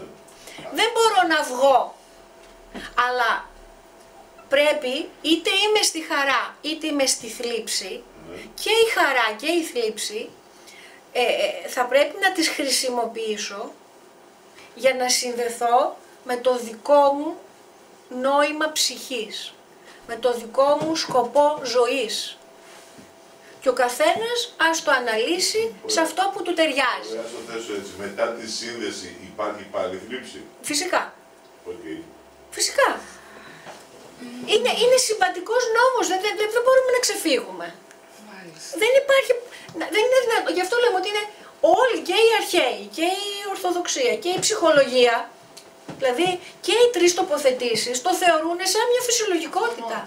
Άρα χωρίς τη θλίψη δεν θα ξέραμε το επίπεδο της χαράς. Δεν μπορεί να υπάρξει θλίψη. Όταν υπάρχει θλίψη, αν υπάρχει χαρά θα υπάρχει και θλίψη. Είναι η νομοτέλεια του σύμπαντος, του δίπολου. Δεν γίνεται διαφορετικά. Δεν θα υπήρχε μέτρο σύγκρισης. Είναι νόμος συμπαντικός. Δεν μπορούμε να ξεφύγουμε από αυτό μέσα στις γήινες διαστάσεις μας. Είναι φυσιολογικό. Παθολογικό γίνεται. Παθολογικό θα το δούμε λίγο μετά, όταν αφεθούμε για τόση μεγάλη διάρκεια. Ναι, πώς το έχουμε και στην αρχή. Ναι, και δεν μπορέσουμε να χειριστούμε τις καταστάσεις τις οποίες μας οδήγησαν σε αυτή τη θλίψη. Δηλαδή μπούμε στη θέση του θύματος. Εγώ είμαι το θύμα, τι μου τύχε και κλαίω και χτυπιέμαι και δεν κάνω τίποτα από αυτό για να μπορέσω να εξελιχθώ μέσα από αυτό. Μένουμε δηλαδή περισσότερο χρόνο σε αυτή. Από ό,τι πρέπει. Από ό,τι πρέπει για να πάμε. Μπράβο. Είναι φυσιολογική η θλίψη. Η θλίψη είναι αυτή που μας βοηθάει να ενωθούμε με το Θεό. Εγώ το λέω Θεό, εντάξει. Ναι, ωραία. Η θλίψη μας φανερώνει την πραγματικότητα των υλικών διαστάσεων, που είναι εφήμερα, που είναι πρόσκαιρα και μας αναγκάζει, θέλουμε δεν θέλουμε, να αναζητήσουμε το βαθύτερο νόημα της ύπαρξής μας σε αυτές τις διαστάσεις. Όσοι έχουν τη δυνατότητα να μπουν σε αυτή την φιλοσοφική και αναζήτηση, και γιατί άλλοι είναι κλειστοί. Εντάξει, οι Ορθόδοξοι λέμε το Θεό. Άρα η θλίψη μας απομακρύνει από την εκοσμίκευση, την ακραία εκοσμίκευση, αυτό που είπα στην αρχή, που μας λένε όταν θα πάρεις αυτά τα πτυχία θα είσαι ο πετυχημένος, όταν θα πάρεις αυτό το αυτοκίνητο θα είσαι ο καλύτερος, ο πιο δυνατός. Η θλίψη έρχεται να καταρρύψει όλη αυτή την υλική πραγματικότητα, τη φθαρτή υλική πραγματικότητα. Όπως και στην ακολουθία, τα πάντα ματαιώτης δεν λέει στην ακολουθία. Μα σαφέστατα, σαφέστατα. Όταν διαβάζουμε για τον κεκοιμημένο, ναι, τα πάντα έτσι. ματαιώτης. Μα και η αρχαία δηλαδή. Φιλοσοφία και η ορθόδοξη πατερική θεολογία έχουν κοινά πράγματα. Έχουν κοινές αποδοχές. Έτσι. Εξήγησα ποια όμως είναι η διαφορά στην φιλοσοφία των αρχαίων, που σε έστρεφαν στο γνώθισε αυτόν, στην εσωτερική σου δύναμη, να γνωρίσεις τη θεϊκή σου πλευρά, τη θεϊκή πλευρά. Η ψυχή συνδέεται με το πνεύμα, τη θεϊκή μας πλευρά και με την ύλη. Η ψυχή είναι έτσι. Οπότε πρέπει να συνδεθούμε με αυτή την εσωτερική μας κατάσταση, που δεν είναι κάτι αόρατο, δεν είναι κάτι χειροπιαστό, όπως είναι το σώμα, και να καταλάβουμε ότι την φθαρτότητα της υλικής μας διάστασης και του να μειώσουμε την μεγάλη εκοσμίκευση, το να δίνουμε τόσο πολύ μεγάλη αξία σε αυτό το ναρκισσιστικό εγώ που ρώτησε προηγουμένως ο Νίκος. Που εγώ και αυτό και το εγώ είναι μια λειτουργία πάρα πολύ χρήσιμη και πάρα πολύ ωφέλιμη για να ζήσω. Το μωρό πεινάει, κλαίει, το μωρό διψάει, κλαίει. Το εγώ, αυτή η ανάγκη έρχεται για να το κρατήσει στη ζωή. Όταν όμως αυτό το εγώ ξεφύγει από τα νορμάλ επίπεδα της επιβίωσης, γίνεται ναρκισσιστικό και γίνεται η κατάχρηση μετά. Ξέρεις ποιος είμαι εγώ, σε μένα μίλησες έτσι, τώρα να δεις εγώ πώς θα σου την πω. Αυτό δεν είναι το υγιές εγώ, είναι το ναρκισσιστικό εγώ. Έτσι λοιπόν η θλίψη μας φέρνει την ταπείνωση, μας φέρνει να καταλάβουμε ότι ποιος είσαι εσύ σε αυτό το σύμπαν.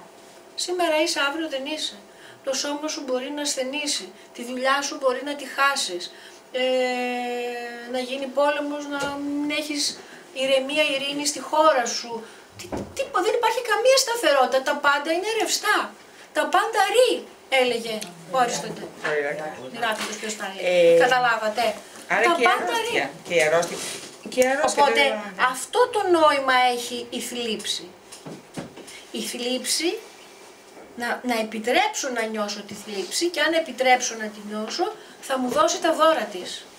Άμα τα χρησιμοποιήσω σωστά όμως αυτή τη σύνδεση, και αν δεν μπω στη θέση του θύματος και δεν παραιτηθώ από αυτό το οποίο πρέπει να βιώσω. Συγγνώμη, πρέπει να αποδεχτούμε δηλαδή, δεν είναι τόσο εύκολο ένα καρκίνο, δεν μιλάμε για άλλες αρρώστιες, ένα καρκίνο.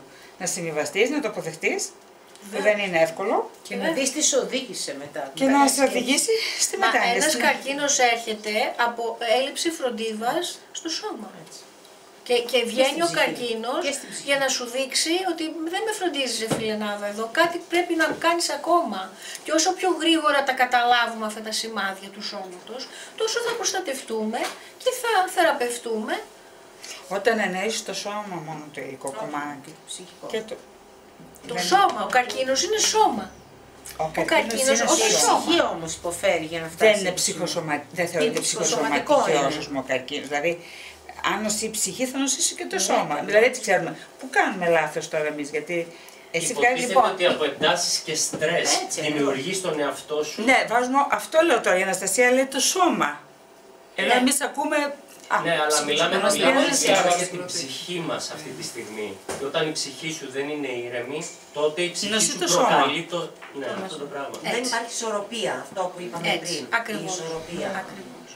Είναι λεπτές οι έννοιες, πολύ χαίρομαι έτσι με το διάλογο για να γίνει κατανοητό ποια είναι η υλική μας διάσταση, το σώμα, το οποίο υπόκειται σε νόμους φυσικούς, έτσι, και η ψυχή όταν ενσαρκώνεται υπόκειται σε αυτούς τους νόμους, όταν μπαίνει σε αυτό το σώμα. Μόνο αν φύγει από αυτές τις διαστάσεις βγαίνει από τη διτότητα και είναι πνεύμα, είναι ψυχή ανάλογα. Κατάλαβες, έχει τελείως διαφορετική τοποθέτηση. Νοσεί το σώμα, εγκλωβισμένη ψυχή μέσα στο σώμα. Νοσεί και ψυχή. Νοσεί και ψυχή. Δηλαδή νοσεί το σώμα και με παράλληλη ψυχή. Ναι, αλλά η ψυχή έχει τη δυνατότητα τη σύνδεση με το πνεύμα, με τη θεϊκή μας πηγή. Και η θρησκεία μας το λέει αυτό. Έτσι. Οπότε η μόνη ελπίδα να βοηθήσω το σώμα μου να είναι υγιές είναι να συνδεθώ με την πνευματική διάσταση της ψυχής μου. Σωστά. Δεν υπάρχει άλλη ελπίδα. Πώς θα το κάνω? Με αυτογνωσία. Αυτά συζητάμε. Βήμα-βήμα. Αυτό χτίζουμε τώρα. Το πρώτο βήμα είναι αυτή η επίγνωση που αποκτάμε τώρα. Ο καθένας το κρατάει. Ναι, δεν υπάρχει άλλος τρόπος. Γι' αυτό μπαίνει, επιλέγει αυτή η ψυχή, επιλέγουμε τους γονείς που θα γεννηθούμε. Μπαίνουμε, ενσαρκωνόμαστε, γιατί ο καθένας μας πρέπει να περάσει από τους συγκεκριμένους γονείς, από τις συγκεκριμένες καταστάσεις για την ψυχή, για να μπορέσει να φτάσει στη θέωση. Να πάρει τα μαθήματα. Συγγνώμη, και ποιος είναι ο σκοπός της ζωής? Τώρα, ίσως τοποθετούμε... Είναι η θέωση μας. Η σύνδεση με την πνευματική μας πλευρά. Η σύνδεση με την πνευματική μας πλευρά, χωρίς να υποτιμούμε την υλική διάσταση, γιατί μέσα από την υλική διάσταση θα φτάσουμε σε αυτή την πνευματική μας σύνδεση. Έχω ακούσει ότι είναι η εξέλιξη. Δηλαδή ο σκοπός της ζωής μας είναι η εξέλιξη. Ακριβώς, ναι. Άρα όλα είναι συνδεδεμένα. Βεβαίως, συμφωνώ απόλυτα με αυτό που λέτε. Νίκο. Βοήθειά σου, εδώ στο κινητό έχω μια βιβλιοθήκη από βίντεο. Έχω τουλάχιστον 30 βίντεο από διάφορους πραγματικούς δασκάλους και ιερείς και αρχιμανδρίτες και Άγιο Όρος, το οποίο λέει ότι η θλίψη είναι έλλειψη μετάνοιας, έλλειψη πίστης παντελώς, απίστευτος εγωισμός και μη σύνδεση με τον Χριστό ή οτιδήποτε ανώτερο. Το εξήγησα μόλις πριν. Η μετάνοια στην Ορθόδοξη Πατερική Θεολογία θεωρείται ότι εγώ έχω κάνει λάθος, έχω αμαρτήσει, άρα πρέπει το εγωικό μου κομμάτι, το εγωιστικό μου κομμάτι να μετανοήσει, να αποδεχτεί το αμάρτημα. Ποιο είναι το αμάρτημα δεν ξέρω, ο καθένας ξέρει τα δικά του, για να μπορέσει να συνδεθεί με την πνευματική πλευρά της ψυχής, για να συνδεθεί με το Θεό. Έτσι, η διαφορά με τους αρχαίους φιλοσόφους είναι... Δηλαδή, συγγνώμη, η θλίψη είναι η οδός που συνδέουμε με την ψυχή με το ανώτερο. Ναι. Ενώ αυτά που έχω τα βίντεο λένε ότι η θλίψη είναι η απόδειξη ότι δεν υπάρχει, δεν έχει συνδεθεί με το ανώτερο. Όχι. Αυτός πέρασε από τη θλίψη, πέρασε για να... Όποιος το λέει αυτό είναι λάθος. Συγγνώμη. Λοιπόν, όποιος λέει αυτό το λέει λάθος, δεν ισχύει. Η θλίψη είναι φυσιολογικό κομμάτι της ζωής. Όποιος είτε κληρικός, λέει λάθος πράγματα, δεν ισχύει αυτό. Το μισό Άγιο Όρος παίρνει ψυχοφάρμακα από ό,τι έχω ακούσει. Η Αγία Ολυμπία τι ήταν, μια Αγία ήταν μενοκαταθλιπτική. Το λίγο ότι έχω θλίψει γιατί τα παιδιά μου φεύγουν. Είναι μια κατάσταση στην οποία βιώνω, θα πρέπει να την αποδεχτώ και εκεί μετά πού θα έρθει για να γίνει το ανώτερο, δηλαδή τι θα πρέπει να πω, η αποδοχή θα είναι που θα με βοηθήσει να πω ότι θα τραβήξουν τον δρόμο τους, έχετε θλίψει, όταν έχετε θλίψει επειδή τα παιδιά σας φεύγουν, έχουν ενηλικιωθεί προφανώς, σημαίνει, παράδειγμα, σημαίνει ότι εσείς επενδύσατε το να σας γεμίζει η ζωή με την παρουσία των παιδιών, που σημαίνει ένα κομμάτι της δικής σας ζωής, του εαυτού, έχει επενδυθεί, αντί να επενδυθεί με τη δύναμη την εσωτερική και το γέμισμα αυτού του κενού με τον ίδιο τον εαυτό σας, έχει επενδυθεί bypass, να πηγαίνει μέσω άλλο. Αυτό το κάνουμε και σε συντροφικές σχέσεις, έτσι. Δηλαδή, εγώ δίχως τον άντρα μου ή τη γυναίκα μου δεν μπορώ. Όχι ότι δεν ισχύει, αλλά όχι με αυτήν την έννοια. Πρώτα πρέπει εμείς να δουλεύουμε. Οπότε εγώ θα πρέπει να κάνω τη δουλειά εσωτερικά για να αφήσω ελεύθερα να φύγει αυτό που είναι. Εκεί έρχεται η μετάνοια ότι μετά. Μα όταν προσέξτε να δείτε, δεν είναι εδώ δεν τίθεται θέμα μετάνοιας. Τίθεται κατανόηση. Έτσι, η κατανόηση. Όταν θα συνδεθείτε με τον εαυτό σας, Θα νιώσετε χαρά, εφορία, γαλήνες. Ωραία, εντάξει. Όταν συνδεόμαστε πραγματικά με τον εαυτό μας και προσφέρουμε εμείς στον εαυτό μας αυτό που του λείπει. Όχι να χρησιμοποιούμε τους άλλους για να μας δώσουν και αυτό που χρειαζόμαστε. Και αυτό που προκαλεί θλίψη θα πρέπει εγώ να το μετατρέψω μέσα από τη σκέψη και το να ανεβάσω την όλη μου σε χαρά. Ότι μα θα έρθει η χαρά. Χαρά είναι από μόνο του έρχεται. Συγγνώμη, χαρά είναι αποτέλεσμα. Ενώνομαι εγώ ενώνομαι με την αλήθεια. Η οποία αλήθεια είναι ότι βάζω τα παιδιά μου εκεί που ανήκουν, που κάναμε τη συστημική και εσείς εμείς εδώ. Έτσι. Εκεί που πρέπει για να καταλάβουμε λίγο πώς θα ακριβώς. Γιατί χρησιμοποιούμε κάτι άλλο για να γεμίσουμε και δεν το ξέρουμε ότι αυτό. Μπράβο, και γι' αυτό έρχεται η θλίψη. Έτσι, και όταν φεύγουν τα παιδιά τρελαίνουν. Να λοιπόν η χρησιμότητα της θλίψης. Ότι κάτι. Θα με κάνει να δω εμένα. Άρα κάτι συμβαίνει εδώ. Για να το ψάξω. Να δω. Εκεί με τα έννοια το εσωτερικό ψάξιμο για να έτσι. Και δεσμευόμαστε για την αλλαγή μετά. Και κάνουμε ανάλογα τι χρειάζεται να κινηθούμε να κάνουμε. Θλίψη χωρίς λόγο. Υπάρχουν συνθήκες όπου έχουμε τα πάντα. Έχουμε μια καλή συντροφική σχέση, έχουμε δουλειά, τα παιδιά, τέλος πάντων ό,τι έχει ο καθένας στη ζωή του, και όμως αισθάνεται μια θλίψη. Το πρώτο ανεξήγητη, χωρίς να υπάρχει αντικειμενικά κάποιος λόγος.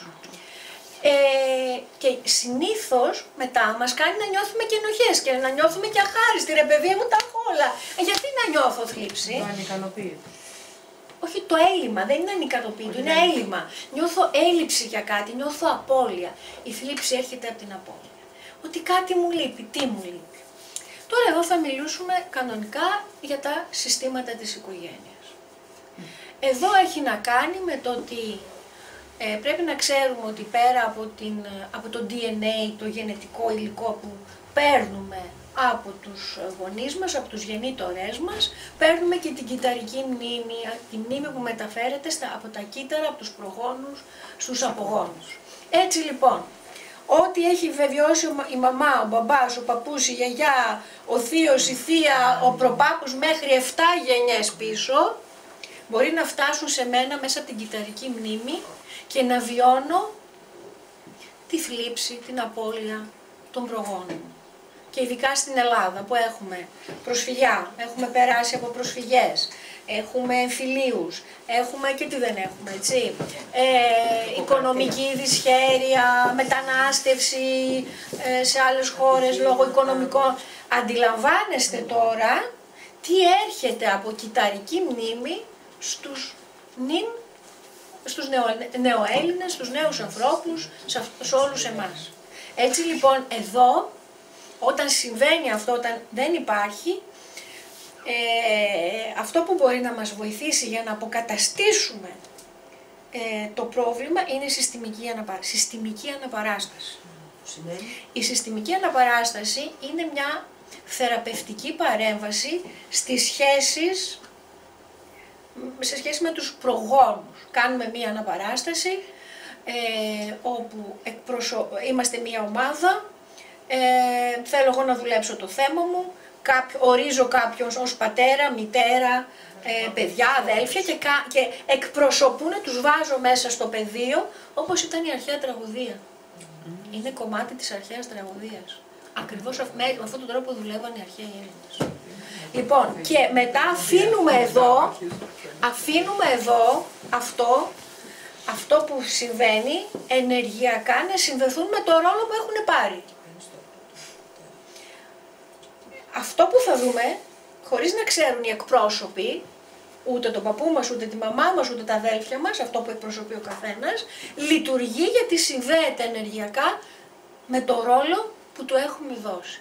Έτσι λοιπόν βλέπουμε ποια είναι η εμπλοκή, και επειδή αυτό έχει μελετηθεί μέσα στα συστήματα της οικογένειας, επιστημονικά, ποια είναι η θέση του πατέρα, ποια της μητέρας, ποια των αδελφών, ποια των παππούδων, μπαίνουμε και αποκαθιστούμε τις σχέσεις με κίνηση και με λέξεις. Δηλαδή, ένας παραγωνισμένος παππούς τον βάζουμε στη μέσα στην οικογένεια, στη θέση, αποδίδουμε με αυτόν τον τρόπο αποκαθιστούμε την θέση που θα έπρεπε να έχει από τους απογόνους. Αυτά μπορώ να πω σύντομα. Έχω ένα άρθρο στην ιστοσελίδα μου. Εμείς κάνουμε συστημικές αναπαραστάσεις. Μπορούν να πούν αυτοί που έχουν βιώσει. Εγώ θα μιλήσω. Για που δεν μιλάω και καθόλου. Και εμείς. Εσύ ήρθες μία φορά μετά, εγώ ήρθα 2. Για να καταλάβετε, που δεν ξέρανε οι άνθρωποι. Παιδιά, εγώ τη δεύτερη φορά το κατάλαβα. Την πρώτη όχι ακόμα, αλλά τη δεύτερη. Έτσι. Απλώς δεν ξέρουν το πρόβλημα. Εγώ δουλεύω το δικό μου πρόβλημα. Παραδείγματος χάρη, μιλήσω, κάνει. Όπως θέλεις. Όχι, λέω, πώς θες να πεις κάτι. Γενικά. μιλάω. Και όταν ήρθα την πρώτη φορά δεν ήξερα, ο καθένας παλεύει με τα δικά του. Ήθελα να δουλέψω κάτι. Άλλος θέλει σχέση με τον άντρα, άλλος τη σχέση με τα παιδιά. Ακόμη και ασθένειες. Εννοείται ασθένειες, διάφορα. Κάτι που σε απασχολεί. Και το βάζεις, το θέτεις αυτό το πρόβλημα, χωρίς να ξέρουν όμως λεπτομέρειες κανένας. Από τα πόσα άτομα ήταν, 6-7 χιλιάδες. Λέω, θέλω το τάδε άτομο στην τύχη να κάνει τον πατέρα μου, τη μητέρα μου. Πες μας τι ένιωσες μετά, αυτό πες μας, τι είδες, γιατί τη διαδικασία εννοείσαι το αποτέλεσμα στο σπίτι. Εσύ πώς ένιωθες, είχες μια εμπλοκή μέσα σου και είπες θα βοηθηθώ από τη συστημική αναπαράσταση. Εκείνη την ημέρα ή μετά. Αυτό ενεργεί σταδιακά, δεν είναι η αλήθεια είναι ότι στην αρχή μετάραξε, δηλαδή είναι όπως την ομοιοπαθητική που τα βγάζει πιο έντονα, στην αρχή μετάραξε και τώρα μετά από κάποιες μέρες δεν είναι απαραίτητο να συνταράξει. Εμένα μετά, γιατί εγώ παλεύω και με άλλα θέματα, τα οποία άλλος δεν τα έχει. Αυτό που αναφέρει εδώ η φίλη μας είναι πότε ταραζόμαστε. Όταν ξαφνικά βλέπουμε πράγματα που δεν ξέρουμε ότι συμβαίνουν. Ή τα έχουμε θάψει. Νίκος. Τα έχουμε θάψει. Ξαφνικά. Τι γίνεται τώρα, αυτό συμβαίνει και εγώ δεν το αντιλαμβανόμουν. Αυτή είναι η έννοια της μετανόησης στην αρχαία φιλοσοφία. Της γνώσης, της επίγνωσης.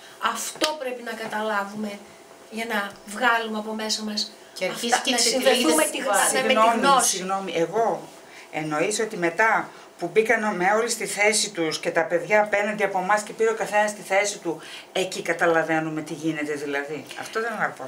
Εκεί ήταν νοητικό αυτό που είδες. Νοητικό. Αλλά αυτό γίνεται η αποκατάσταση στις σχέσεις ενεργειακά. Ενεργειακά και το βλέπεις στην πορεία. Γκβαντικά. Είναι η γκβαντική πραγματικότητα. Ενεργειακά. Λειτουργεί αυτό και αρχίζουν και όλα τα άλλα πράγματα μπαίνουν στη θέση τους. Ναι. Μιλάτε για μια πολύ συγκεκριμένη διαδικασία εδώ.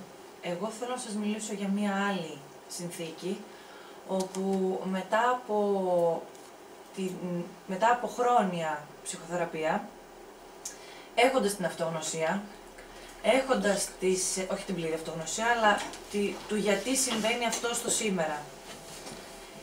Και εκεί νομίζω βασίζεται και η πρώτη μου ερώτηση, στο ότι μετά από όλο αυτό που παρατίθεται μπροστά μου και το βλέπω ολοκληρωτικά, το πριν, το τώρα, το γιατί, σε εκείνη τη θλίψη αναφερόμουν, ότι εκείνο πώς μπορούμε να το διαχειριστούμε και... Πρόσεξε να δεις, αφού είδες τις εμπλοκές που ήταν ορατές, αυτό δεν σου έφερε εφορία. Εφορία, γιατί το είδες, λες, εδώ, λήψεις, θα πάμε σε άλλα επίπεδα της αποκατάστασης. Εφόσον δεν σου έφερε εφορία, σημαίνει ότι δεν συνδέεται αυτή η θλίψη με την τωρινή ανακάλυψη που έκανες. Υπάρχει και κάτι άλλο πιο πίσω, που θέλει να διερευνηθεί και να ενσωματωθεί ως γνώση για να αντιμετωπιστεί. Γιατί ό,τι βρίσκουμε στην ψυχοθεραπεία, όσοι κάνουμε ψυχοθεραπεία, το βρούμε, θλιβόμαστε αυτό, αλλά μετά έρχεται η αποκατάσταση και τελειώνει. Εάν μετά από αυτό το στάδιο δεν έρθει η αποκατάσταση, υπάρχει και κάτι άλλο πιο πίσω που υπάρχει για να ανακαλυφθεί. Λίγο δεν θα προλάβουμε, πρέπει να τελειώσω. Πούμε μόνο πιο βασικά. Κατάλαβες τι θέλω να πω. Ήθελες κάτι? Ωραία. Νίκο, ήθελα να συμπληρώσεις κάτι. Εγώ έχω μία θλίψη γιατί αναγκάστηκα να σκοτώσω τον πραγματικό μου εαυτό και έζησα με ένα ψεύτικο εαυτό. Και δεν το είδα στο προτσέκτο. Δεν τελειώσαμε ακόμα. Όχι, όπως σας να πω για την εμπλοκή που... εγώ θα το πω αυτό που το βίωσα, είναι σημαντικό. Γιατί εγώ βγάζεις εκπροσώπους, έβγαλα εκπροσώπους αυτούς που ήθελα, ας πούμε, γονείς, παιδιά, τι ήθελα να δουλέψω και υπήρχε μια εμπλοκή. Φαινόταν, τυχαία τους έβαλα τους ανθρώπους αυτούς, χωρίς να ξέρει κανείς το πρόβλημά μου. Και όλοι πήραν ακριβώς, βγήκαν όπως είναι το όνομα μου παιδί, 3 παιδιά έχω. Όπως είναι το άλλο, το χαρακτήρα, χωρίς να ξέρουν και το χαρακτήρα των παιδιών μου, κανένας. Αφού το λέω παιδιά και συγκινούμε. Ειλικρινά το λέω. Ίδιο. Ο άντρας μου το ίδιο. Μετά στις φυγίες δεν μ' αντέχει. Καλά και πλάκα τώρα. Λοιπόν, αλλά μετά ήρθαν όλα έτσι και μπήκαν όλοι στη σειρά τους. Εγώ με τον άντρα μου εδώ και τα παιδιά μου εκεί. Είπαμε κάποια λόγια τα οποία αποκαταστήσαμε βασικά τη σχέση μας με τα παιδιά και πήραν όλα τη ροή τους. Λοιπόν, αυτό το εξήγησα πάρα καλά. Πολύ ωραία, πάρα πολύ. Γιατί έτσι το βίωσα. Η βίωσα. εμπειρία είναι, για να προλάβουμε γιατί θα κουραστείτε και να τελειώσουμε λίγο. Τα στάδια της θλίψης είναι στην αρχή η άρνηση, ο θυμός, η διαπραγμάτευση, η κατάθλιψη και η αποδοχή. Έτσι.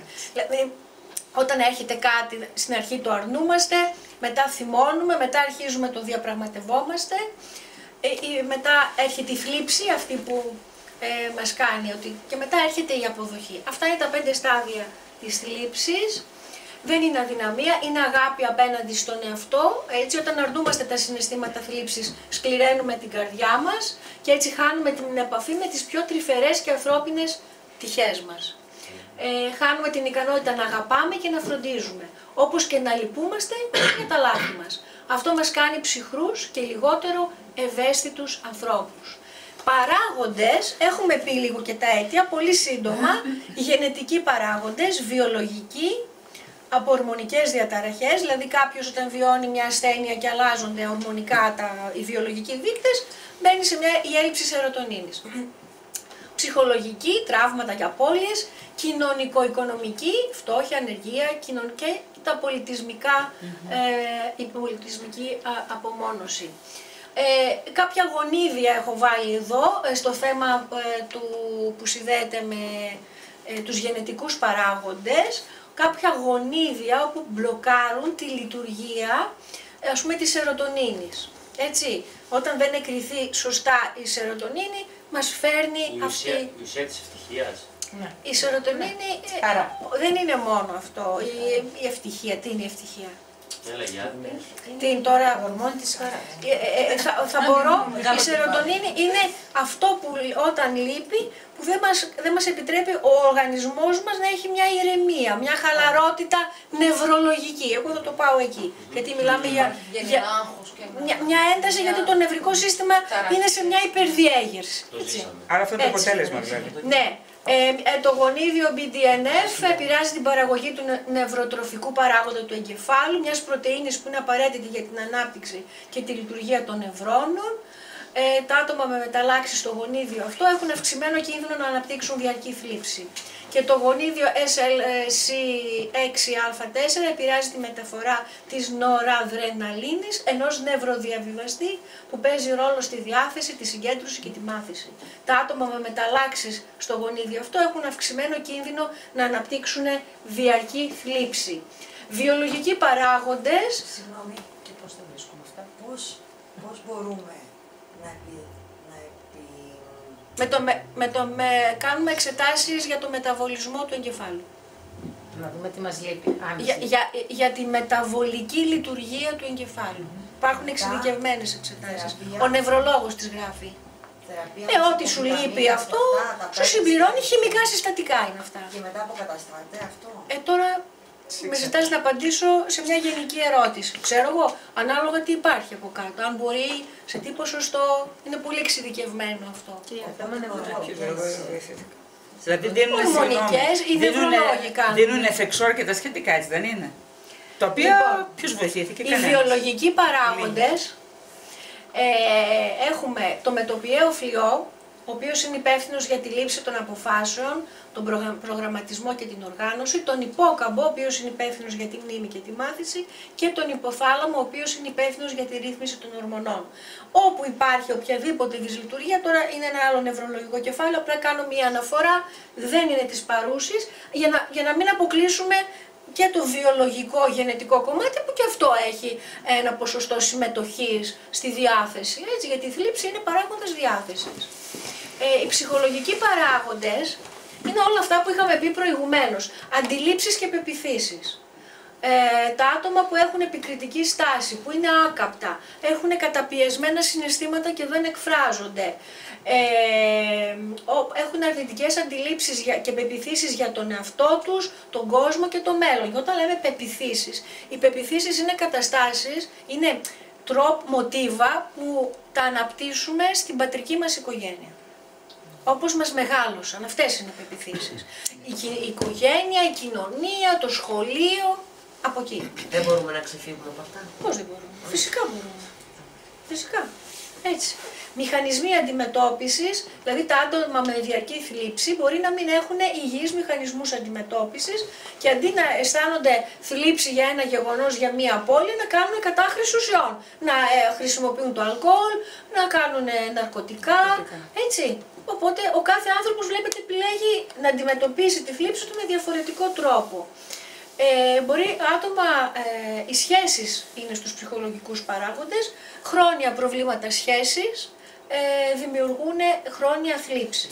Και αν δεν μπορούν να βελτιώσουν αυτές τις σχέσεις, δεν μπορούν να βγουν από αυτό. Τα τραυματικά γεγονότα, η έκθεση σε κακοποίηση, παραμέληση, θάνατος ενός αγαπημένου προσώπου, το στρες, το μακρόχρονο στρες μπορεί να βλάψει τον εγκέφαλο σε διαταραχές διάθεσης, οι συνήθειες της ζωής μας, ο τρόπος που τρεφόμαστε, ο τρόπος, η κακή διατροφή, η άσκηση, το κάπνισμα. Όσοι δεν έχουν μια καλή τέτοια σύνδεση με το σώμα, μπορεί να είναι πιο επιρρεπή στην ανάπτυξη της διαρκούς θλίψης. Όχι να μην νιώσουν θλίψη, αλλά στο να υπάρχει διαρκής θλίψη. Γιατί το σώμα, η ψυχή δεν μπορεί να τα αντιμετωπίσει και μένει εκεί πέρα, βαλτώνουν. Το περιβάλλον. Όταν υπάρχει η μόνιμη ανεργία, φτώχεια, πολιτιστική απομόνωση, έτσι, όλα αυτά παίζουν ρόλο. Οικονομικοί λόγοι, ανεργία, αυτά τα έχουμε πει. Τρόποι αντιμετώπισης. Τώρα, για να κλείσουμε λίγο σήμερα τη συνάντησή μας, να ενεργείτε σε αργή κίνηση, το σλόγγαν. Δηλαδή τι? Η συναισθηματική αντίδραση είναι πολύ γρήγορη, οπότε το πρώτο βήμα είναι να επιβραδύνουμε τη σκηνή που βιώνουμε για να την αναλύσουμε. Έρχεται κάτι που πυροδοτεί μία θλίψη. Θα πρέπει να είμαστε σε πιο χαμηλούς τόνους, για να μπορέσουμε να καταλάβουμε τι έγινε, τι ήρθε, πώς ήρθε. Να δώσουμε την ευκαιρία στον εαυτό μας να το ζήσει, όχι να αντιδρούμε παρορμητικά.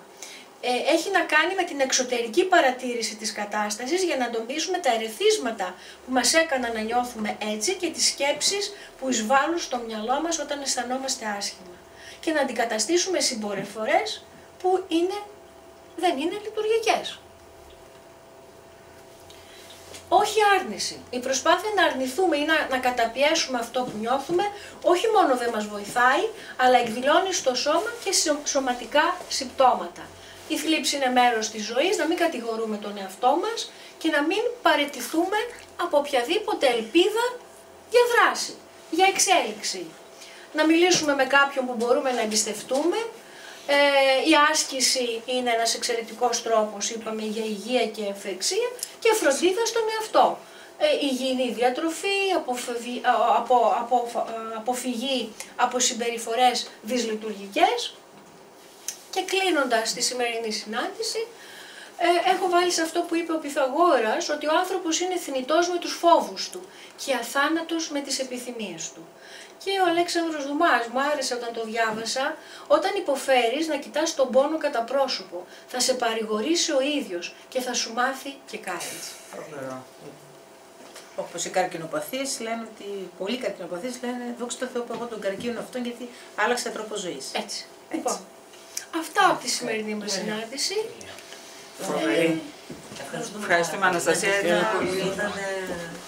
Αν θέλετε μία λέξη ο καθένας, έτσι ένα μοίρασμα, μια που είμαστε μια ομάδα, μια λεξούλα ο καθένας να πει τι κρατάει φεύγοντας, πώς νιώθει, ή αν θέλετε να ρωτήσετε κάτι στη συνέχεια.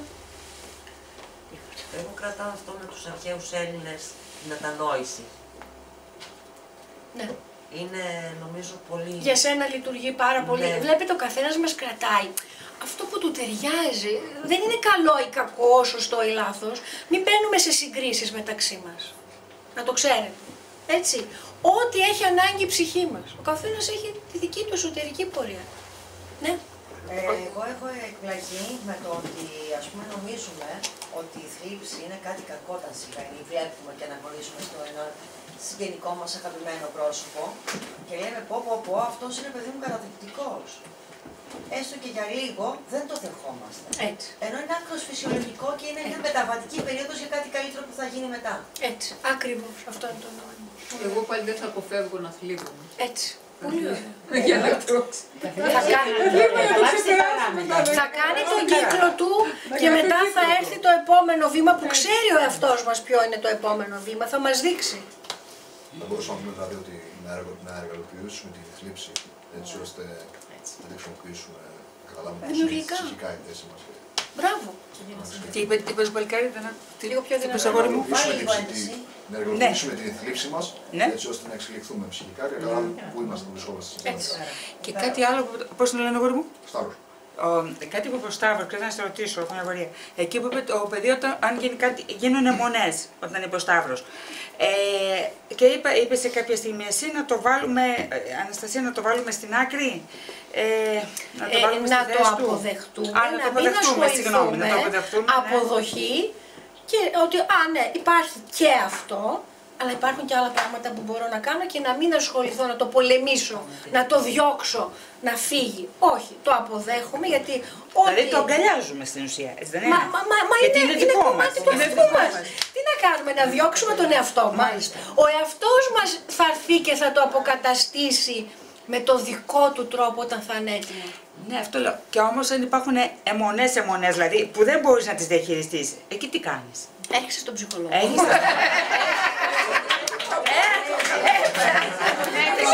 Και κάνεις συστημική και βγαίνουν όλα. Δεν είναι μόνο συστημική.